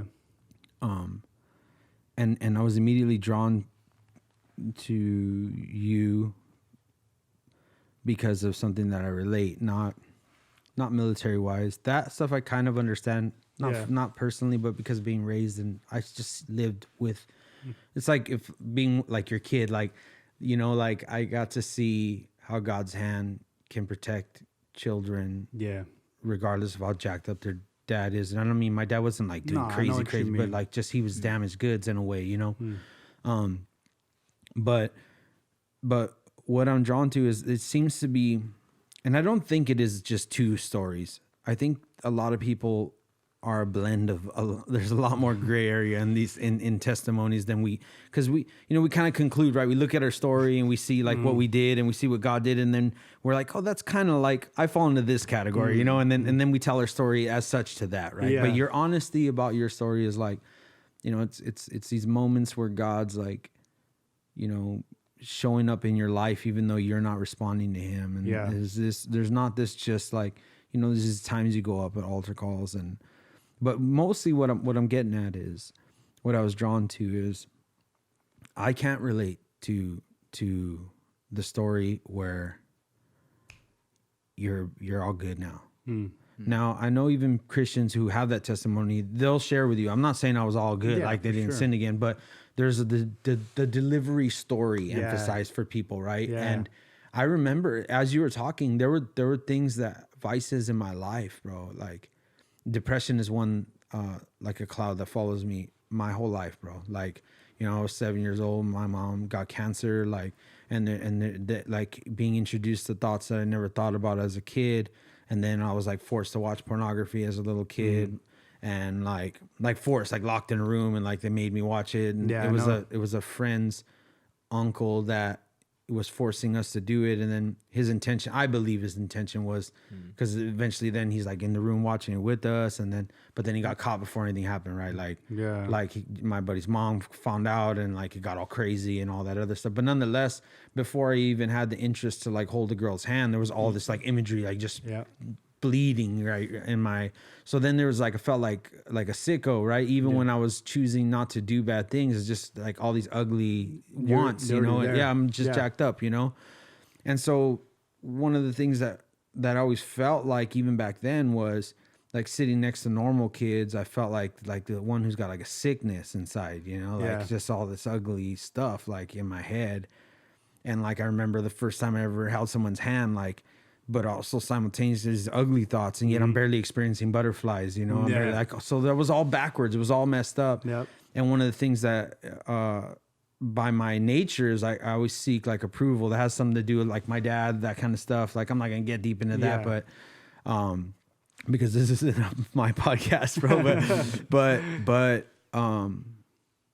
one of the things in my walk was like, you know, when is something going to be big enough, pivotal enough to where I'll finally be free? Like I'll finally be like, oh, I'll have that testimony. Like I'll be able to say like, it was this moment, right? And here I'm listening to a guy who like, you're talking about military, I mean, it doesn't get much further than that, right? And it was then that I came home and I realized and I got saved and I never went back, you know? And it's not your story, bro. And so, but here's what God's taught me, because the thing that always was simultaneously difficult was this tug inside my heart that had a calling. Yeah. So now it's like really jarring my head, right? Because it's like not only can I not be a Christian the way I should be, but my calling from God is that he's going to use my life. How do you reconcile? I can't even be a Christian. And since way back, bro, like even before I ever admitted it to people, like I felt like God was calling me because he was going to use my life. Yeah. And what I've found thus far, because I certainly haven't understood the whole story, and I've learned not to draw conclusions too soon, because you don't know what's in your next season, right? Because I'm sure there's moments in your marriage, bro, where you're still like, dude, like, or whatever, all the things that you're going to face as a parent, everything is still to come, right? But the one thing that I found, and I believe this is important for anybody that might be listening to your story, and that is, in some cases, it is very evident that Jesus jumps in the foxhole with you. That it's not just that you're brought out. And I feel like that's super important, bro. And it means a lot hearing you talk about it, because you learn to understand Jesus in a particular way when you experience him that way. Yeah. And that makes you not like you have to have that in order to be effective, but it makes you effective in certain lightings with certain people, because you can't fake, I understand you.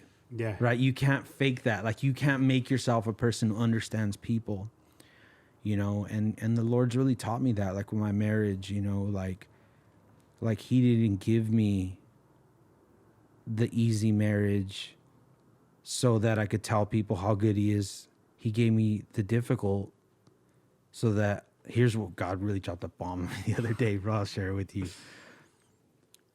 every time a Christian, and I hope there's somebody listening that's got a difficult marriage. Yeah. But every time a Christian is facing a difficulty in their marriage, they always look at the Christian who seems to be having a good marriage, and they struggle, right? But the truth is that remember who the bride of Christ is. And you want to talk about the best person having the most difficult bride. That's Jesus, bro. Yep. Like imagine us three even. Just the crap that we know about ourselves as Christians, bro. Yeah. Like you're the bride of Christ biblically. Exactly. Right? So remember that, like whenever things are difficult, like Jesus, dude, that's his bride. Like that's a difficult man. Yeah. And he died for that bride, like exactly. right for that. So, bro, like the other side to it is I see a man. There's enough things, bro, in you for people to think you're great. There's enough things that you've done, right? Like, I mean, just on the superficial side, like this soldier, dude, this guy, like the story, like machine gun, like then, you know what I mean? Everything, right? He's crazy. He probably have crazier stories about how many people you beat down and all this other stuff, right? But from your perspective, you know what you're not, bro. Yeah. So much so that you were to the point where you just rather have taken your own life, right? I know a lot about that.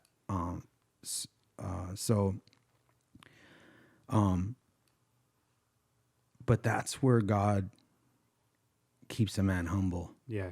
It's like, because the only other thing that you, and I know you're experiencing this, and I believe you're going to experience it even more in the future, and that is how awesome it is when you get that opportunity and it's clear that this is your mission from God. He equips you, puts you somewhere, and people are penetrated, bro, like life-altering moments in people's lives that comes with a high that makes you feel good, like you can't feel good anywhere else. But that, like being used by God in a mighty way, bro. But you still know what you're not, you know? And it's just like, because the way that Satan, the last little thing he wants to always do is sneak in with pride and just be like, oh, this, like, look what I'm doing. Yeah. And just, a life where the Lord didn't just take you out of this hard stuff, but he walked with you in it and through it. It keeps a man humble. And I believe that certain men, I confess, this one for sure, needs to be humbled always, bro. Like, so the magnitude can grow of what God's doing through your life, but at the same time, you don't start thinking you're something, And that's what I see, bro. Like, I also want to share with you that, like, like that dark cloud, like, or, those thoughts of like still that creep up in the background, when everything's even good, you're at a barbecue and you're with people and the little clouds in the distance are like, I don't know what that is, bro. I still face that stuff. You look off something at the edge. And one of the things you said, and I even shared this with a construction worker, because I was on a job site where the guy jumped off of the Wilshire Grand. I don't know if you remember hearing that in the news. Yeah. And one of my buddies the other day, I know he's going through a terrible thing. His wife, divorced him, and she's fighting with him to get custody of his kid.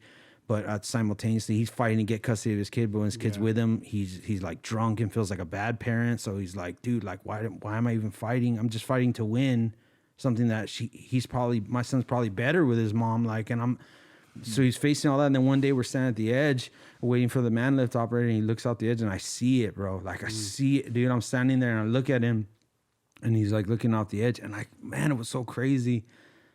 Like I knew what he was thinking. And I was like, it's lies, bro. And he was like, you know what it is, man? Like he knew already. We never even had to talk. He's like, you know what it is, bro? It's that, like it's over, Yeah.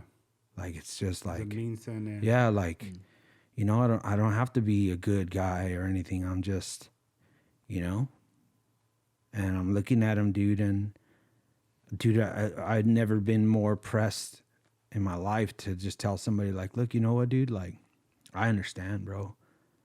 Like I've been there many times. And I don't think, cause there's like we've talked about this a little bit on some of our podcasts. There's like an alternate side of the glamorous side of suicide. Like, right. there's kids that are tempted in what Satan has painted as a little glorious image of it, where they talk about how they don't want to live no more, and they put their songs and they write little poems about they were going to take their life.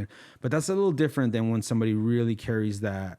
And I'm not discrediting that either. That's another struggle, you know, but when you carry that thing in the background, the thing that you're not trying to write about, you're not trying to tell people about, you're trying to act like it's not there. Like, you know what I mean? Yeah. And yet it lingers or floats, you know, it follows or seems to follow. But the one thing, bro, is, and I emphasize this whenever I get it, if I ever get the chance when I lead people to the Lord, is the emphasis not just that you're forgiven, but that you've signed over the authorship of your life to him. It doesn't belong to you no more, right? That is equally important in the message as your forgiveness, because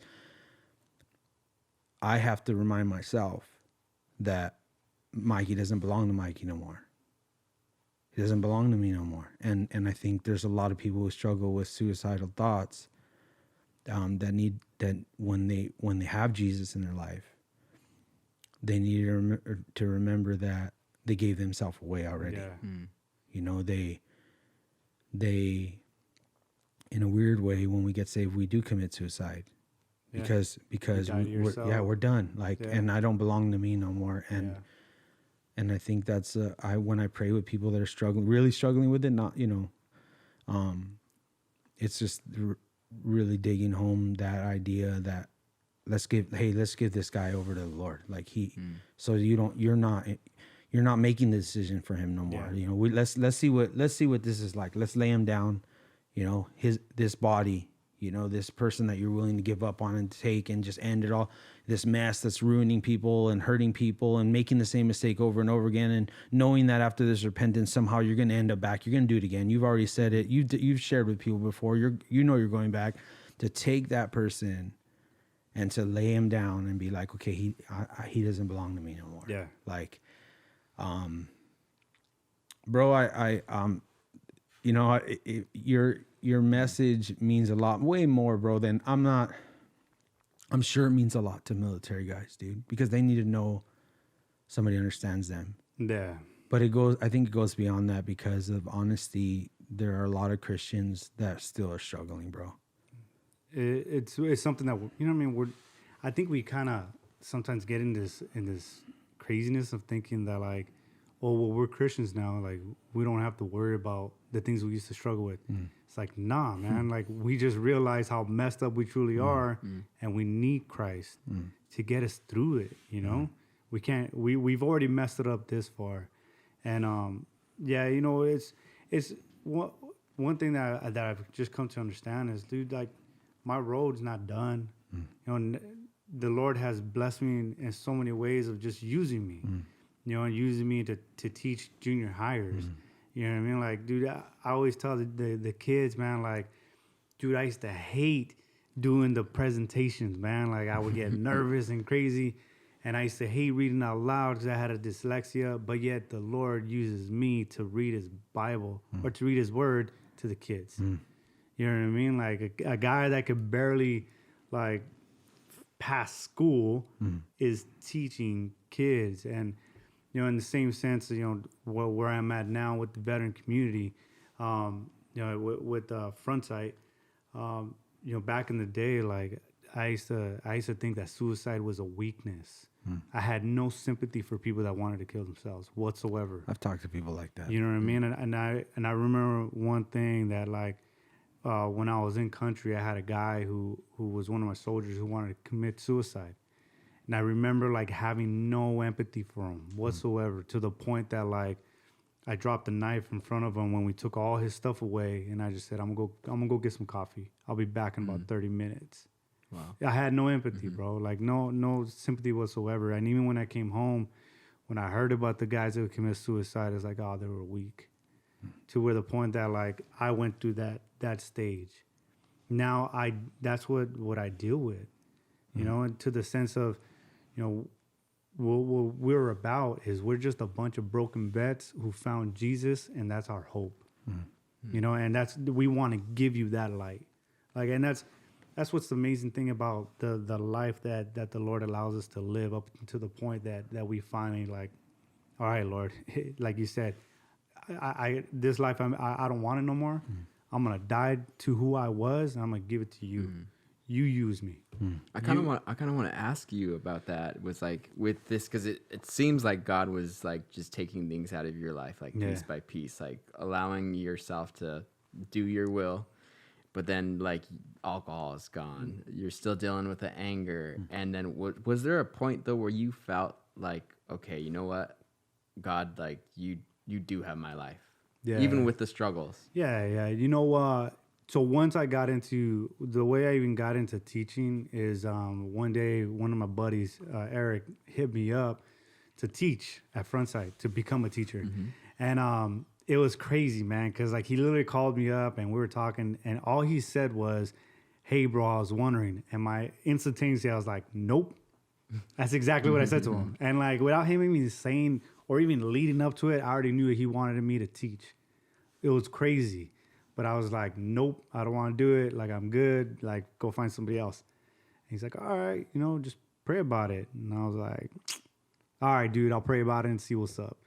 So that was like one way. And then I got more involved and realized, like, dude, like, how many guys are out there that are just hurting like I once was, And that was pretty much that parable in the Bible that I had this coin. And instead of going out and making more coins for my master, I was putting it in the ground. You know what I mean? I was keeping it all for myself. Like, I'm good. Like, you deal with what you got to deal with. And it was then, man, that like the Lord just started using me in that sense of like, reaching out to other vets, like wanting to commit suicide and talking to them. Whether or not like I did anything, I don't know. But the Lord allowed me to be there in that moment. And like, it's just, it's always cool, man. It's always dope to see what the Lord does with my life, and same thing with the junior hires at church. Like, I don't remember what it's like to be a junior hire no more, dude. I'm going to be 40 in another 2 years, dude. Like, I tell them all the time, like, I know for a fact, like what I was like is way different with the way these kids are growing up nowadays. But like, even with that, man, like the Lord allows me to just pour my love into them, because I mean, we all go through some stuff, and every aspect of our life, dude, the Lord just uses that. Like it, what I mean? You never were in the military, but I guarantee you, we start talking about certain aspects, we're going to get it. You know what I mean? To a certain degree. And that's the beautiful thing about like the Lord uses that, like that part of me. Like the part that at one point in time I just wanted it to erase, like no longer even remember. I didn't want to be a vet. I was just talking about this yesterday with my wife. It was crazy. When I first came home, dude, I got rid of everything that I had from the military. Like I wouldn't even wear a military hat. It's like, dude, like to me, like you had to be in like your 50s or 60s to wear that kind of stuff. Like I didn't even consider myself a vet. I wanted to erase that. Like. Now I'm back here. I want to just be part of like being, normal life. But like, I couldn't forget it. You know what I mean? Like the scars, like I said, it carried on. But the Lord like just used that, dude, like all of it. He still does. So it's just cool, dude. Like it's cool to be able to reflect, like, just that being able to see where you once were and where God has you. I still mess up, bro. You know what I mean? Like, I'm in a leadership position now in my work, and dude, there's times where I'm just like, Jesus, I need you right now, bro. Like, but like, I'm not surprised, bro. Yeah, dude, yeah. But it's just dope, man. Like when you get those little instances, to be able to just say, hey, dude, like, I don't know what you're going through, and that's how I straight up tell him, like, I don't know what you're going through exact, but I know who can help you. You know what I mean? Like, I don't understand you. I don't know what your life is like right now, dude. Like, I know what I went through. You know what I mean? Like, even with other vets, like, I'll never go to another vet and be like, I know exactly how you feel. Because I don't. You know what I mean? I've never had a wife that took my kids and left me because of the way that I acted, I've never experienced some of the things that some of these other guys experience. Yeah. Yeah. But like I told him flat out, dude, like I know what it's like to have fire burn within me because I'm so angry. I know that. Know what it's like to think, hey, dude, one too many pills, or one pull of the trigger and all my problems are gone. You know what I mean? I know what that's like. So it's just awesome, man, to see like that you're able to use all that. What the enemy meant for bad, the Lord is using for good. You know what I mean? And no matter what, like, he can't take that from us. It's a beautiful thing, dude, that like God still wants to use knuckleheads like us. Yeah. You know what I mean? To reach whoever comes alongside us. Yeah. Like it's dope, dude. Well, and that even brings me to my next question is like, can you just talk a little bit now? Because it is a transformation to see you go from this guy who was rebellious towards the Lord, warhead, this guy was rough and tough, and then how God has molded and shaped you to I'm not like puffing you up right now. I'm just saying, like, can you describe like what it is you're doing now in ministries, including your front site ministry? Yeah, so like now the Lord just has me in a teaching like aspect of it. I teach at church. Every Wednesday I'm teaching for the junior hires. And then every other Tuesday we teach at Frontside, which is, just literally verse by verse, going throughout the Bible. And it's just, it's a trip, dude. Like, it's a trip that like I said, God uses me to do that. Like, dude, back in the day, when I first became a Christian, I was a baby Christian, dude, I would read the Bible and I'm like, yo, what did I just read, dude? And now I'm teaching it. It's just cool, man, all together. Like, just not so much what the Lord has me doing, but like the fact that he's using me. Like it's like what you were talking about earlier, like every day that I'm up there and I'm teaching, it's a humbling experience. Because in my mind, like, I already know, dude, like, I know my past. I know like the way the things that I've done. And I'm just like, Lord, like, dude, I don't deserve it. I don't deserve to be up here to be used by you. But all glory be to you that you still love me that much. So it's cool, man. Can we talk a little bit about the calling that you believe you have in your life? Yeah. It's reaching the broken. Whether I'm more connected with vets, but just reaching the broken in general, man. Like, there's so many lies that are just being dealt to us on a day to day by the enemy, by our very own peoples, our family, and it's just that, the Lord. I understand what you were saying earlier about your dad never crying, man. Like, growing up in general, my pops was that that hard dude, and would always tell me, boys don't cry. And then when I got back from the military, it was the thing, dude. I don't ever remember shedding a tear, even when my grandma, who I was super tight with, passed away. Never shed a tear, and up until recently, like, I tell my wife, man, like, within the last 2 years, dude, like, commercials, man, I'm just getting choked up. And I was just like, dude, what is this coming out of my face? Yeah. But it's just, my heart breaks for the broken, man. Yeah. I asked that question with intention because, it's crazy the way callings work, bro. Like, I'll meet people, and I don't know why God shows me that, dude. I don't know why, but I'll see that they are fighting with that level of their calling, like, yeah, but not that, not like, let's throw that out. Let's not talk about that. You know what I mean? And I'm not gonna dig too deep, bro. I'm not gonna make anything feel uncomfortable or anything. But I just want to say something to you, man, that I feel like I should, and that is, like, a man who is so aware that being this far he's unworthy of, that making it this far and God using you, and how aware you are that you're not worthy of that. It's no different.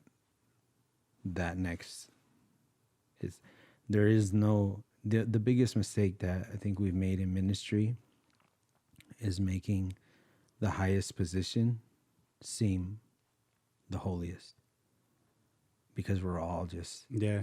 And I think one of the most important steps that the Lord, he shows us and shows us and shows us things, but he's a patient God. You've heard all say that, like, he's so patient, bro. And one of the things that he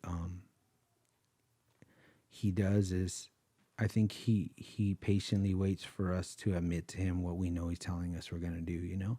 Yeah. And I just want to share that with you, bro, because the world is in a place where what it really needs is men to be those things that God's calling them to be. You know, we know, bro, it starts with being just a Christian and being a husband and being a father.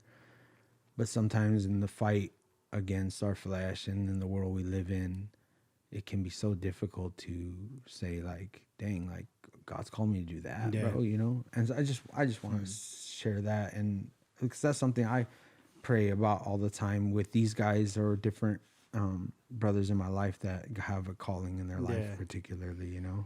Yeah, no, believe me, it's crazy because, like, there's been so many aspects where I'm just like I'm done with everything that I'm doing. But the Lord is just like, he just burns it in my heart wherever I'm at. And when, you know, it's just cool, man. Like, it's cool. Not so much that I'm doing it. It's crazy because what I love is, like, what Pastor Raul says, like, you know, even though he's teaching, like, dude, he's just like all the rest of us. And it's something that's been embedded in me, you know, and I, you know, even though I'm teaching, dude, I make no different than the guy that's, like, outside standing those, you know what I mean? Like, it's just cool that the Lord would use me, you know, and it's just dope. It's dope that I have, you know, I understand where the Lord wants me. You know, it's crazy because you know, there's always been, like, so many different routes that I wanted to take within ministry in general. And, you know, there's places that I know, like, dude, the Lord doesn't have me there, man. Like, one of them was as funny as my wife and me were like, oh, let's get into children's ministry, you know. And I remember one time, dude, I was helping out. I was helping out with 2-year-olds, bro, and I was like, yo, this is not for me. And to the point now, dude, like, I always laugh with Steve West, which is one of the pastors there. I know. Yeah. He's like, hey, bro, you want to help out? I'm like, nah, dog, I'm good. But, like, you know, there's been certain points in my life where, like, I wanted to go do something, and the Lord is like, nah, dude, like, it's not for you. You know? Isn't that interesting? There'll be like things that we want to do and people want us to do, and the Lord will be like, no. And then there'll be areas where we're like, oh, for sure not that though, Lord. Yeah. Like, I don't even want to do that, and I'm definitely not capable. And God will be like, no, this is the thing I want you to do. Yeah, dude. It's funny because that's how I even got into the junior high in general, dude. Yeah. So when I came back to Calvary Chapel, me and my wife started coming. First thing I want to do is like, I was like, I'm gonna get into high school, dude. I'm cool with Scott. I'm cool with these guys. Blah blah blah. And, like, one day, you know, Jose, who's he's a leader for the junior high pastor. Yeah, he came up to me and my wife when my daughter was in junior high, and he's like, hey, you guys pray about, like, coming through. And sure enough, same thing, dude. We walked through there, and I was looking at my wife, I was like, this ain't for me, dude. Like, how am I gonna relate to these kids? And, dude, that's where, like, the Lord had me, man. That was, like, and literally, like, it took some time for me to finally say, all right, Lord, like, if this is where you want me, I'll be here until you call me out. In my mind, thinking, like, oh, he's going to call me out. But, you know, he's just been having me there, man, reaching out to these kids. Well, it's crazy, too, with God's timing. That's one thing God's been speaking to me about, because there were areas that I even kept quiet, and I was like, but, like, this is what God's going to do. I'm pretty sure of it. And then I was watching doors close, and I was like, what, like, man, did I go wrong somewhere, Lord? Like, what was I like? And even to the point, bro, like, being at work and getting all the way to being rebroken again, where I'm like, I remember having this one moment, bro, where I was out in the rain, and I was, like, knee deep in mud. There was a foreman who really hated me, and he put me out there, and he was having me dig a hole, and it was raining, like, mud was coming in faster than I could take it out. And at one point I knew, like, I didn't have to worry about tears in that moment because it was raining anyways. And I remember just looking up at the Lord and being like, Lord, what became of your servant? Like, I remember being like in the fold, like effective and even respected, and now like your servant, like not by going to drugs, not by cheating, not by any of those things, is here. Like, why would you bring me here? Like all those things that I wrote down that you told me, and now I'm like late 30s, like, and I'm here, like, and bro, I had already graduated also to the place where I was like, my temper had come back to me. Like I was just like, and I was, and the thing that I would take to God is like, Lord, and there was not like it wasn't like I stopped reading, I stopped going to church, I stopped, I started drinking, none of that stuff, like not drinking, not doing nothing, dude, and just yet finding myself in that place. But it's crazy, man. Like when COVID hit, and like when the Lord started speaking to me through the text about what he's doing, like with, that it spoke to me so much, dude, how God always has a remnant, like that he's preparing for a time such as this. Like, and sometimes when you think that you know the recipe of how effective ministry works and how it's going to happen, and you have no idea what's coming, that it's going to be completely different. You can't even, and that's what's so interesting about what you're saying, because you're like, in your head, you're like, I'm down to do this ministry. I'll be about that. Yeah. But then God's like, no, I'm going to put you here where you're like, and it always comes back to me that, his strength is made perfect in our weakness, and he loves using the foolish things of this world to confound the wise. Like he doesn't need us to be prepared and dope at something. He calls us to things where we're going to need him. And the one thing that must remain true in all of our lives who are his servants is that you're God's man. That's it. No matter where you are, no matter what, you're still God's man. And I had to eat those words, like standing out there in that rain, like just thinking that I must have made the wrong choices. I remember I was kind of like going through struggle. And it's interesting because people will tell me like, hey, you and your wife's marriage, like God really uses you to minister to us or something like that. Mm-hmm. I'll be like, do you have no idea where we were like a year ago, even, like where I'm just, like I said, like what happened to your servant, Lord? Like what, like, look at me, like I'm in knee deep mud with a foreman who hates me in a job that I'm not good at. Like I'm if there's one thing I'm good at, is communicating, this kind of thing. But to dig a hole, bro, next to people who are like gym rats and just like freak ex-military guys or whatever, like me with my little hands, like I'm the wrong guy, And but that's part of the breaking of a man who God's building up in his own way, and I accept that, bro. And I love to see it in other people, as much, not like misery loves company, but I love to see that when God's at work in people's lives. And I could still see that it's not your story, bro, is not the testimony with a period on it, bro. Yeah. I could see that, bro. Like, it's not like this is what God did and that's what happened. And that's why it's so wonderful to praise God now and be this, Nah, it's cool. Like you said, man, it's crazy. It was almost the same deal, man. Like just a couple years ago, dude, craziness at work and everything was nuts, man. It was, now that I look back at it, at that little aspect of just life, dude, it's like, man, God uses just moments, small moments to teach us. Like, look, dude, I'm not done with you. Mm-hmm. Like you're not okay yet. You know what I mean? Like you're still in the temporary world. Like when you're up here with me, you'll be good. Mm. And just like Paul, dude, like we need that thorn in the flesh to have that constant reminder. Mm. You know what I mean? Because if not, you can fall into that foolishness of, oh, you know what? Like, man, the Lord's done so good. Like, man, I'm straight now. Mm-hmm. And it's it takes digging a hole, dude, or feeling like I don't want to even go to work the next day. Or just feeling like a failure, bro. That's it, dude. You know what I mean? And or your marriage just being at this point where it's like, dude, like what happened? Like you wake up next to a person, and you're like, dude, like is this even gonna work? Yeah, man? That's the humbling part, and this. It's like I always joke, like ministry's kind of you know, when you see a kid who like knows all the terminology, military term, because he's playing video games and like they're using the games now use real terminology and all that. But you're talking to somebody, you're like, this person doesn't know, bro. This person doesn't know, bro. That's all theoretical, bro, in your video game. Like, so like ministry's kind of like that. And I heard a sermon not long ago that popped up, and it was me like, I think 8 years ago teaching in the high school ministry. Like Scott asked me to guest speak while he was on like a mission trip or something. Okay. And one thing that I'll admit, I think I can more comfortably admit it now because of all the failure that's followed, is the calling and the anointing is something that God gave me, right? Like in teaching or in those things. And it was interesting. I was listening to, it just popped up because my nephew found a stack of CDs and he's like, these were in your old house where I used to live with my dad's. And he's like, I was wondering if I could have them. I'm like, you can have whatever you find that was mine, bro. Who uses the CDs anymore? I don't know why you want them, but go ahead. Well, in there was that sermon and he started listening to it.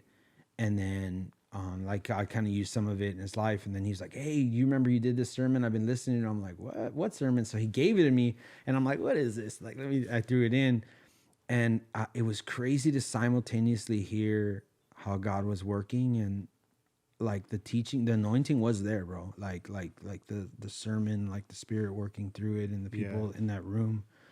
But I could also see this kid that like didn't know, bro. Like I could feel like all this theoretical experience, like thinking that you've heard the way it works, and so you're regurgitating it, you know. And I was led to remember when Job said, I had heard with my ears, but now I see with my eyes. Like, I'm not trying to belittle the man that I once was, because God did great things, bro. And I praise him for those things that he did, you know, and watching people get saved, or some of the evangelism I did when I was younger, but it's crazy. Like when you're a broken vessel, you're like not even half the man you were, bro. Like people think they see you and they remember you or whatever. You're not even half of what you were, but there's power in brokenness, bro. There's power in like being nobody and knowing that it can't be you. Like you can't do it anymore. I can no longer shoot from the hip like I used to, and just, you know, and feel comfortable in front of people. Like there's self-consciousness, there's overthinking, there's anxiety showed up, so that the Lord allowed me, I always joke, the Lord allowed me to experience that so that I can understand my wife. Like I didn't even know what anxiety was, bro. And I got married and still didn't know what it was. Saw my wife deal with it and was just like, man, it's just something, you know, and praying with her. And then all of a sudden, like overnight, the Lord struck me with anxiety. And that's a weird one, bro. Like when you deal with anxiety, like the way that shows up is like, and when I was young, bro, I was a performer. I could stand in front of people. It didn't matter how many people, bro. I was like good, you know? Yeah. And like all of a sudden, like I found myself not knowing what to say to people, or like you know, like just weird. But yet the calling wasn't removed. I thought it was. I was like, oh, Ichabod, dude, that's a word, and you know, like the Lord has departed, you know. And I thought that was me. Maybe I was like, maybe I'm nobody now. Like and it was true in one way, but the calling is irrevocable. It's crazy, bro. Yeah. Like, but yeah, I was tripping out when I was listening to your story. Because, you know, I don't always just hear like what's being said. Like I see the person, like, and what like I see, and already you're different than I remember you when you were at Dale Study. Yeah.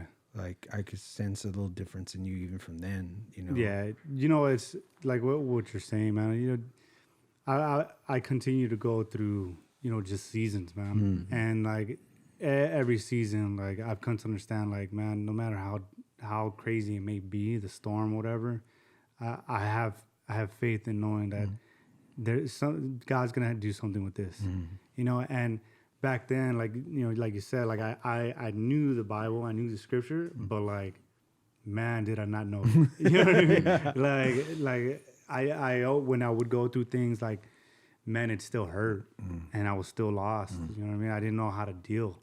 And now it's kind of like I finally just said, all right, Lord, like, dude, Lord, I can't do this no more. You just take full control of it. I'm gonna go through the suck, but I know you're gonna push me through it.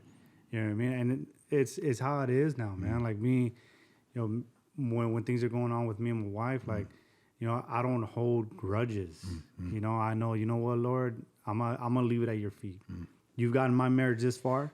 It's not me. Right. I do like it's definitely not me. Right. You know, and as beautiful and amazing my wife is, like it's not her either. Yeah. You know, the Lord had to do a work in the both of us in order for this to work. You know, Right. and it's the same thing with my kids. You know, as much as, you know, my kids are you know, amazing and crazy at the same time. You know, the Lord had to do a work with me as a parent in order to like get them to understand who He is. You know, not to obey me, but obey me because of who He is. You know, and it's just it's those seasons, man. Like we have to go through them. Yeah. You know, like Paul, man. Like so I love reading about him because I understand it.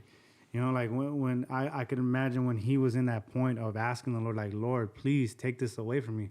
Like, man, he must have been at that level. You know, like here's this man who that, you know, just wrote so much and has so much knowledge and had such a like emphasis on giving the word of God to now he's at this point where he's just like, Lord, like take this away, you know, and whatever it was. Like the Lord had to tell him, like, my strength is sufficient. Where you're at, that's all you need to know because I'm giving you strength to do it. You know, and it's, you know, it's just awesome, man. Yeah. Like, you know, it's just an amazing thing. Yeah. Man. It's kind of like, boop, that light bulb went off. You know. Yeah. So it is dope, man. Like the Lord, like you said, the Lord lets us go through things, and like, you know, sometimes we gotta go through that suck again. To understand, like, okay, if God would have just took it, we probably wouldn't have had the same effect, you know. And it's just Yeah, and like you said earlier, you know, that molding process and accepting that we're still clay on you know, in the potter's hands, bro. And you know, at the end of the day, I have the same like you. Like I've learned to not just accept it, but even to be encouraged that. Like, okay, like when something's coming, like that's the next chapter. Like that has something to do with where He's taking us and what's going on in the world and what He's gonna do. And you just like, all right, back on the spinner. You know what I mean? Let's see your hands, Lord. You know what I mean? Exactly. And you know what? It doesn't matter how many bowls the potter makes. You know, not all of them are gonna come out smooth. Right. And that's our life, dude. Like it doesn't matter how many times we go through, you know, financial issues. Like we're still gonna have to like get through that portion of our life, and the Lord is gonna get us through it, you know. And you know, our wives may, you know, they're gonna go through changes, and we're gonna go through changes because of them, you know. Like there's gonna be a season in our life that, all right, Lord, like I need you to get me through this, you know. But the amazing thing is that we get to understand that, and we learn that God's gonna get us through it. You know, it doesn't matter what we do. Like I think as guys. Like our thing is, all right, how am I gonna fix this? You know, like we want to fix it. Like, all right, Lord, you got my back. I'm gonna do this. And it's like, nah, dude, we're probably gonna make it worse. You know, but it's amazing, man. It's amazing, like to just see everything. You know, from being, you know, when you're talking about you, man, it's like it's crazy. It's the same thing as a little kid, man. I was introduced to porn as a young little kid, you know, and that's what I struggle with even as a believer for the longest time, you know. And it's like it's just crazy, man. It's crazy to see like what the Lord can do. Because like, you know, people are still gonna struggle. Like those struggles never go away, and the enemy is never gonna allow us to fully get rid of it, you know. But like we have a God that's much bigger than anyone or anything, you know, that we can just fall at His feet and just be like, Lord, I'm feeling weak today. You know, like I'm not up to like doing anything for you today, but I want to. So like, carry me. I need you to carry me again. So it's, you know, just little aspects that we couldn't understand, man. Like, it's so heartbreaking, and it's, you know, what we do now with the vets and just trying to, you know, minister in the sense of giving them hope through Him. We just recently had a vet who had been coming to us, well, not to us, but coming with his mom and reading the chapters with us and going through the studies with us. He just committed suicide a couple weeks back, and it's kind of like it's a fresh reminder, man. Like we have to constantly whatever we have called, dude. Yeah. We can't let up. It's so crazy you say that, bro, because that statement alone is a reminder of something the Lord's been reminding me, and that we never find recipes. Like, it's crazy how hard we go. Like, we go for the Lord and for people, and we love them. And your broken heart, in some weird way, makes you more like Christ too. Because imagine Jesus, like his ministry. I remember somebody once said to me, he had only 12, and one of them betrays him. Mm-hmm. He's got the masses following him at one point, but when you get to the upper room, those masses aren't there no more. Yeah, you're talking about the King of Kings and the Lord of Lords. Look at his ministry. Look at his people. Look at his servants. Look at his crew. And his heart broke. Like when he's up there on that hill and he's like looking down, he's like, Israel, oh, how I long to gather you. You had no idea. And that's those losses, bro. When you're doing it, like he's coming, we're laying hands, like he's here, we're laughing a little bit or whatever, and then you lose one, bro. And it's like, you can get angry, the enemy, like and start, but really the truth is we can't throw harder punches to win hearts. Yeah.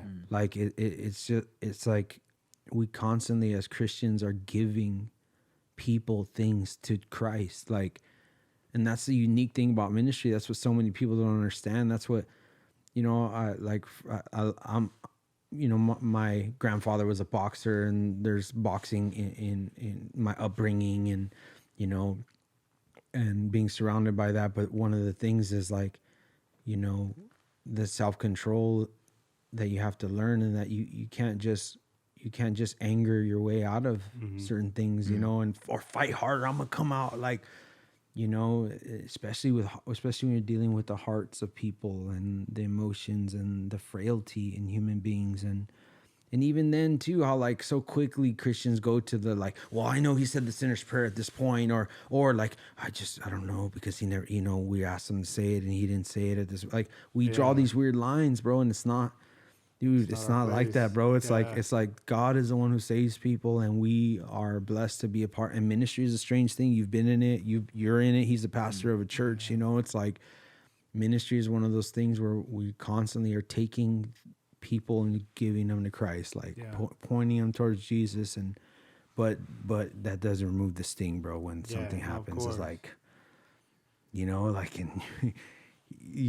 I always wonder, like when I hear of somebody I know that took their life or something, I'm like, man, like I'll remember that one time that I was thinking about giving them a call, but bro, at the end of the day, I always just give people back to Christ and just, all right, Lord, let's not ease up on compassion, pouring not towards the anger and fight, but pouring towards the love and the mercy and the grace in our own lives and the humility. That's, it's crazy that like if you want to hit harder as a Christian, you got to be humbler. Yeah. It's great. It's like it's a dance. You know what I mean? Like, I kind of want to ask you on that note. It's a 2-part question, being that you work with vets, and what are those things? First question is what are those things you would share with a veteran who's struggling with like anxiety, PTSD? And then secondly, what would you share with somebody who is like becoming kind of what you are, like a ministry for people working with vets? Yeah. So whenever I meet a vet for the first time, and you could just tell like they're coming in broken. The main thing that I point at them is like, man, it doesn't matter what you do. Nothing that we do, we can go to the VA and see the counselors, and, we can get the medication or whatever. None of that matters. You know what I mean? And I tell them flat out, like, dude, I still struggle with everything that I struggle with from day one. The only thing is that's different in my life is because I have Christ, because I know who he is and how much he loves me and what he's done for me. It's allows me to have hope and knowing that like that this life isn't it.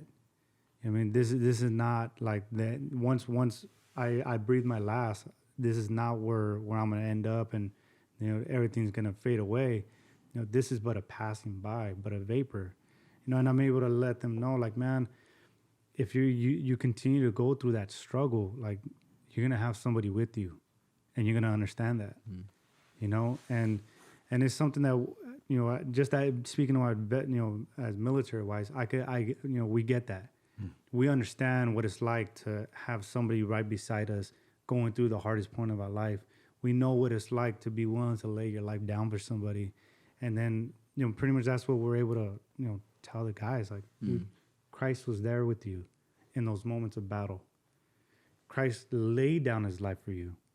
Like, you know what I mean? Why would you want to not have him in your life? Why would you want to not allow him to carry you through? That's interesting. Yeah, and it's, even with the ministry, it's the same, one and the same. Is like, one thing that I encourage a lot of people is like, dude, don't fluff it up. Be real. You know what I mean? You're being that real is more of a, it speaks more.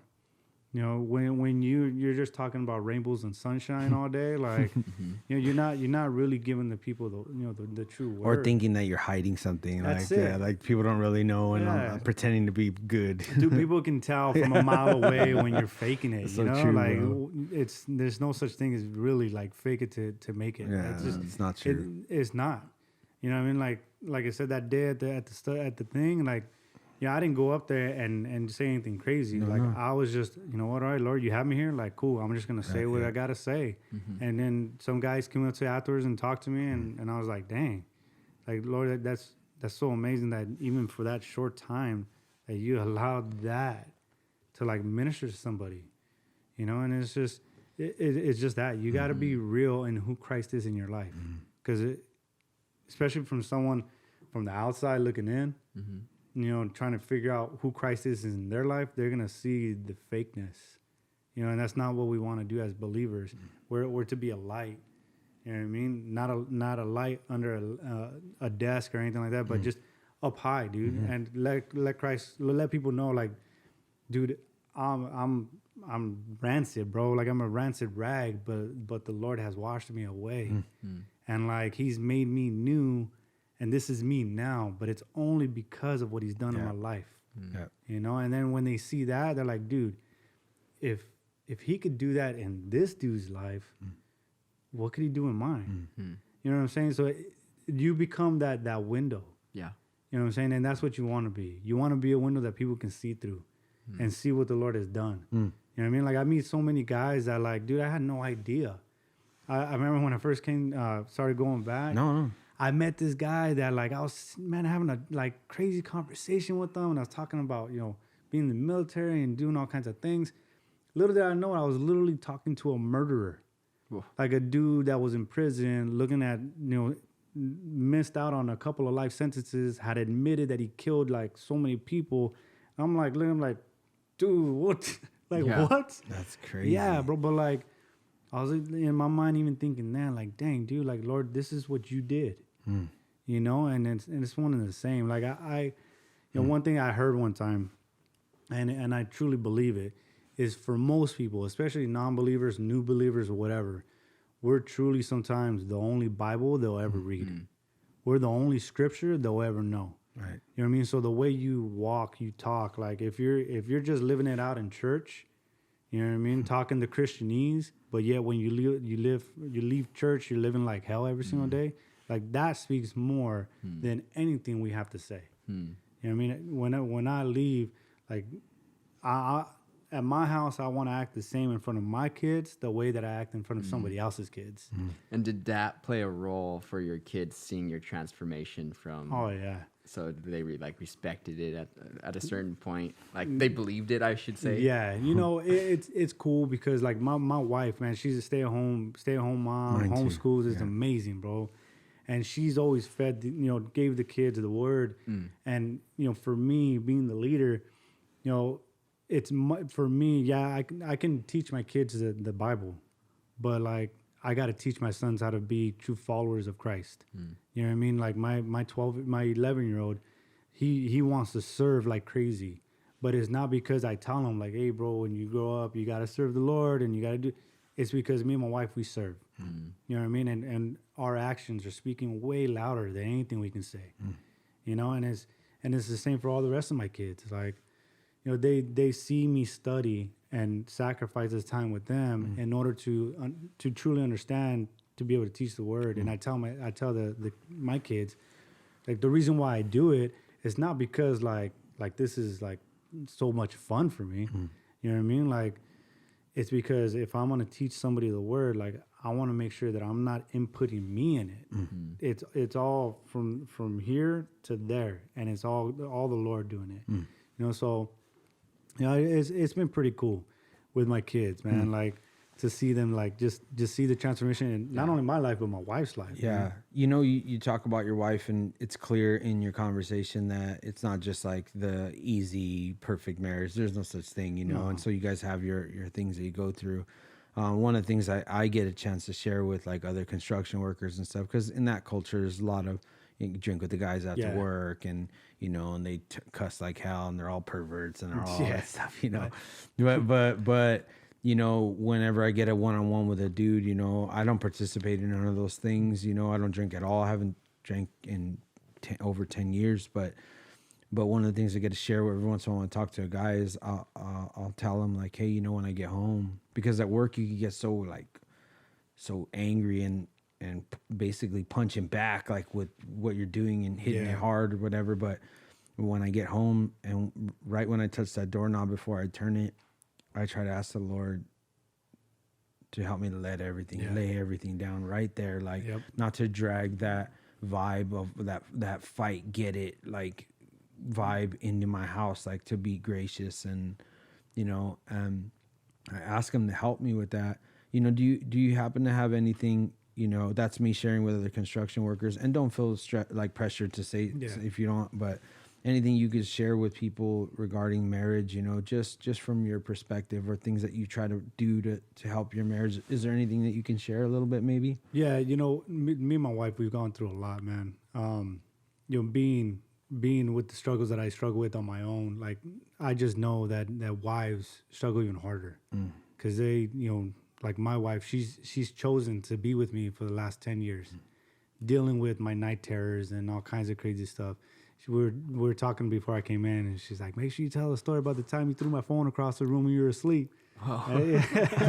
So tell it, bro. What happened? So we were literally like, we had a house in Fontana, and you know, I guess it was the middle of the night. I don't know. You know, whenever like those episodes happen, like I don't remember it. And I guess she was on her phone, and I woke up, and she said the glaze was there. I wasn't there. Oh, man. So I woke up, and I looked at her, and I grabbed her phone. I threw her across the room, and I fell asleep. and I told her, I was like, dude, I didn't remember that. And she was like, yeah, it happened. And I got so scared because you were like screaming afterwards, and, you know, it wasn't you. Yeah. And I was like, maybe like, you know, maybe I just blocked it out, but maybe I just wanted the phone. Like I was trying to go to sleep. But you know, just in general, with marriage, man, you know, it's not something that you just, you know, once you say I do, everything's, you know, rainbows and sunshine. It's something that, you know, we have to work at. And it's like what you were saying earlier, you know, we're the bride of Christ. And if you think about yourself, you know, all the things you have done and continue to do, and continue to have to ask for forgiveness every single day from your sins, you know, that's our groom forgiving us. You know what I mean? So when it comes to our spouse, we got to carry that on through. You know what I mean? There's going to be good days, and there's going to be not so good days. You know, and you know, when it comes to like with the work situation, it's the same thing, man. Like I used to bring my work home with me, you know, and I used to tell my kids, like, dude, give me a time to like chill, and, you know, let me take my boots off at least. But it's like you said, dude, I got to the point where like, I had to realize, you know what, like that's out there. When I come home, like I gotta be ready to be here, to give them 100%. That's it. My wife already has done her deal all day long, dude. Like, You know what I mean? Now it's my turn. When they go to sleep, then I'll take my boots off. You know what I mean? And it's just it, man. It's being a parent, like it's never like that, dude. Yeah, it's never a break. It's no such thing as a break. You know, even when your kids, I have my oldest daughter, Kayleen, she's 18 already. And now, like, I always used to joke with her, dude. Like, I was like, when you're 18, dude, you're out, you know? But it's just like, dude, you never stop worrying. Yeah. That never leaves, you know, that love for the kid and when the well-being and wanting to be there. And, you know, a drop of a dime, dude, I do anything for my kids. And the same thing for my wife. You know, if my wife needs a break, cool. I'm going to get my kids and we're going to do something together. You know, not, hey, all you guys go outside. I'm going to go lay down in the room. But, you know, it's a understanding. Yeah. You know, you got a lot to look forward to. This guy's about to get married. Yeah. You know what? You have to, there came a point in my life where I had to I had to decide, you know, what man do I want to be? You know, and then, you know, it doesn't have to be as drastic as it was for me where my wife was ready to leave me. But like, you have to decide, okay, like if I'm willing to humble myself and do whatever the Lord calls me to do, am I willing to do that in my marriage too? You know what I mean? And it means humbling yourself to like not going out with the guys because your wife wants to spend time with you. You know what I mean? It means, you know, coming home after work, after being tired of working on ACs all day and like, you know, hearing to see what she did all day. You know what I mean? Like, and not fall asleep, by the way. That's still one of my daily struggles. Yeah. I stay standing, bro. I don't even sit down, bro. If I sit down, I'm done, bro. I'll just stand right there with the baby, bro. I get in the biggest trouble, dude, because I still fall asleep, bro. I'm just like, man, you think I would learn by now, but yeah, you know. Happened to me the other day. I told my wife, I was like, oh, really? So, what do you mean? And she started talking, and I was like, yeah, dude. This just happened to us last night, man. My wife's going to Bible college, and she's going through the who's her teacher? Richard Valencia. Okay. Yeah, so like she's Rich. Oh, dude, he's awesome. Yeah. But they're going through the Proverbs 31 woman, right? So she's telling me like, I need your help with this homework so I could do it. And I'm like, for sure, let's shoot. So we're doing it, and in the midst of it, I was like, like just out, dude. And I wake up and wife's looking at me like, are you for real? We got to question 1. I was like, my bad, dude. Ask me tomorrow. That's funny, bro. Yeah, you know what? Marriage is you know, one thing. It's just a great symbolization of what our walks is with the Lord. You know, like it being that, you know, we're on one end, like, you know, we're not going to always agree with our spouse. But like with that love, dude, of why we got married in the first place, like you come to just be more humble to all right, you know what, I'm going to take a step back. And instead of like saying what I want to say or doing what I want to do, I'm going to try to see her point of it. And even though I don't 100% agree with it, I'm just going to, you know what, I'm going to see what the Lord does. I'm going to let him kind of like, if it's me, I'm going to let him open my eyes, or I'm going to let him open my wife's eyes. You know, so it's just, yeah, it's a daily thing, man. Like a daily thing. Yeah, I'm sure my wife's just like, I didn't even half of it. Man, you know what? Being a soldier, do you relate that a lot to, I'm sure you do, but I kind of want to get your thoughts on spiritual warfare, being that you literally have been in warfare. Did that transfer over? Yeah, you know what? Like, the only thing it's ever done, because it's different, man. Like, and you know, it's nothing that any one of us could ever explain the battles that we go through, you know, and how the enemy like really comes at us. But I understand it. You know, when someone tells me about that, the spiritual warfare and the enemy and, you know, the tactics, like I get it. So when now, for me at least, when it happens, man, like I understand what's going on. And I understand, okay, like, dude, I let my guard down somewhere. I fell asleep on post that the enemy's now attacking me. I just, you know what, I got to get my weaponry, dude. I got to get my Bible. I got to read. I got to pray. You know, I got to do what I got to do so I don't let him continue moving and advancing in me. So yeah, you know what? It's more so just knowledge. Like I get it. You know what I mean? Like I understand it more because it's the same thing, man. When we're in Iraq, we weren't fighting guys with uniforms. Like they were dressed just like everybody else, you know. And one moment we were in the marketplace and we were saying hi and how you doing. They were giving us a piece of bread or pita bread or something, and then as we get 5 feet down the road, they're shooting at us. You know what I mean? You just don't know, and it's like I said, I relate to it. I understand it. Gotcha. Like, but that's about it. But like, in a sense of being prepared. Yeah. No way, man. Yeah. Gotcha. Yeah. You know, that brings an illustration just hearing you say that, because, one of the things that I was always keeping myself aware of is the things that are so obvious, right? Like, if I have this kind of struggle as a kid or this kind of thing happens, then like the enemy's going to come at me this way. Yeah. But then there'll be little things that like Christians will be like, hey, don't forget, you need to do this. It's important that you do this. And in your mind, you're like, that's not my thing, bro. Like, I mean, yeah, I get you that that's important, but that's not a way that, Satan's coming at me. Like, these are my things. You know what I mean? Like, this is the fight I'm in. But the one thing about a crafty enemy is like they always get you where you're not paying attention, and it's so important that Christians like read their Bibles and like pray and like listen to solid Bible studies. Yeah. Because, you think that you're raising your hands in victory, that you're not, an alcoholic right now, or that, pornography doesn't have you by the throat, or, these different areas that you're like, oh, I'm going to talk to people about this, and this is how the Lord's helped me or delivered me.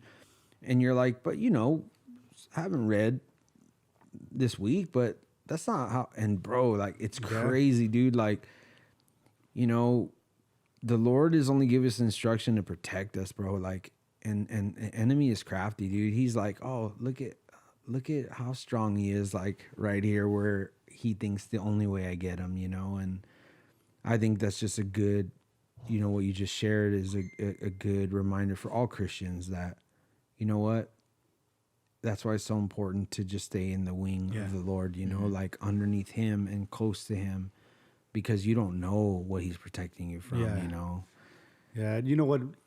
One thing that I love what you said earlier is there's true growth in brokenness, and on my Bible, I literally have it written big. So it's the first thing I see when I open it, stay broken. I've never been closer to the Lord than in my broken moments. And it's kind of like I need that reminder. Like, man, I need to stay broken so that way I don't think I'm all good for that aspect. When I think everything's good in my life, my kids are amazing, my wife's happy, bills are paid, job's great, enemy comes sweeping in. Because we get complacent.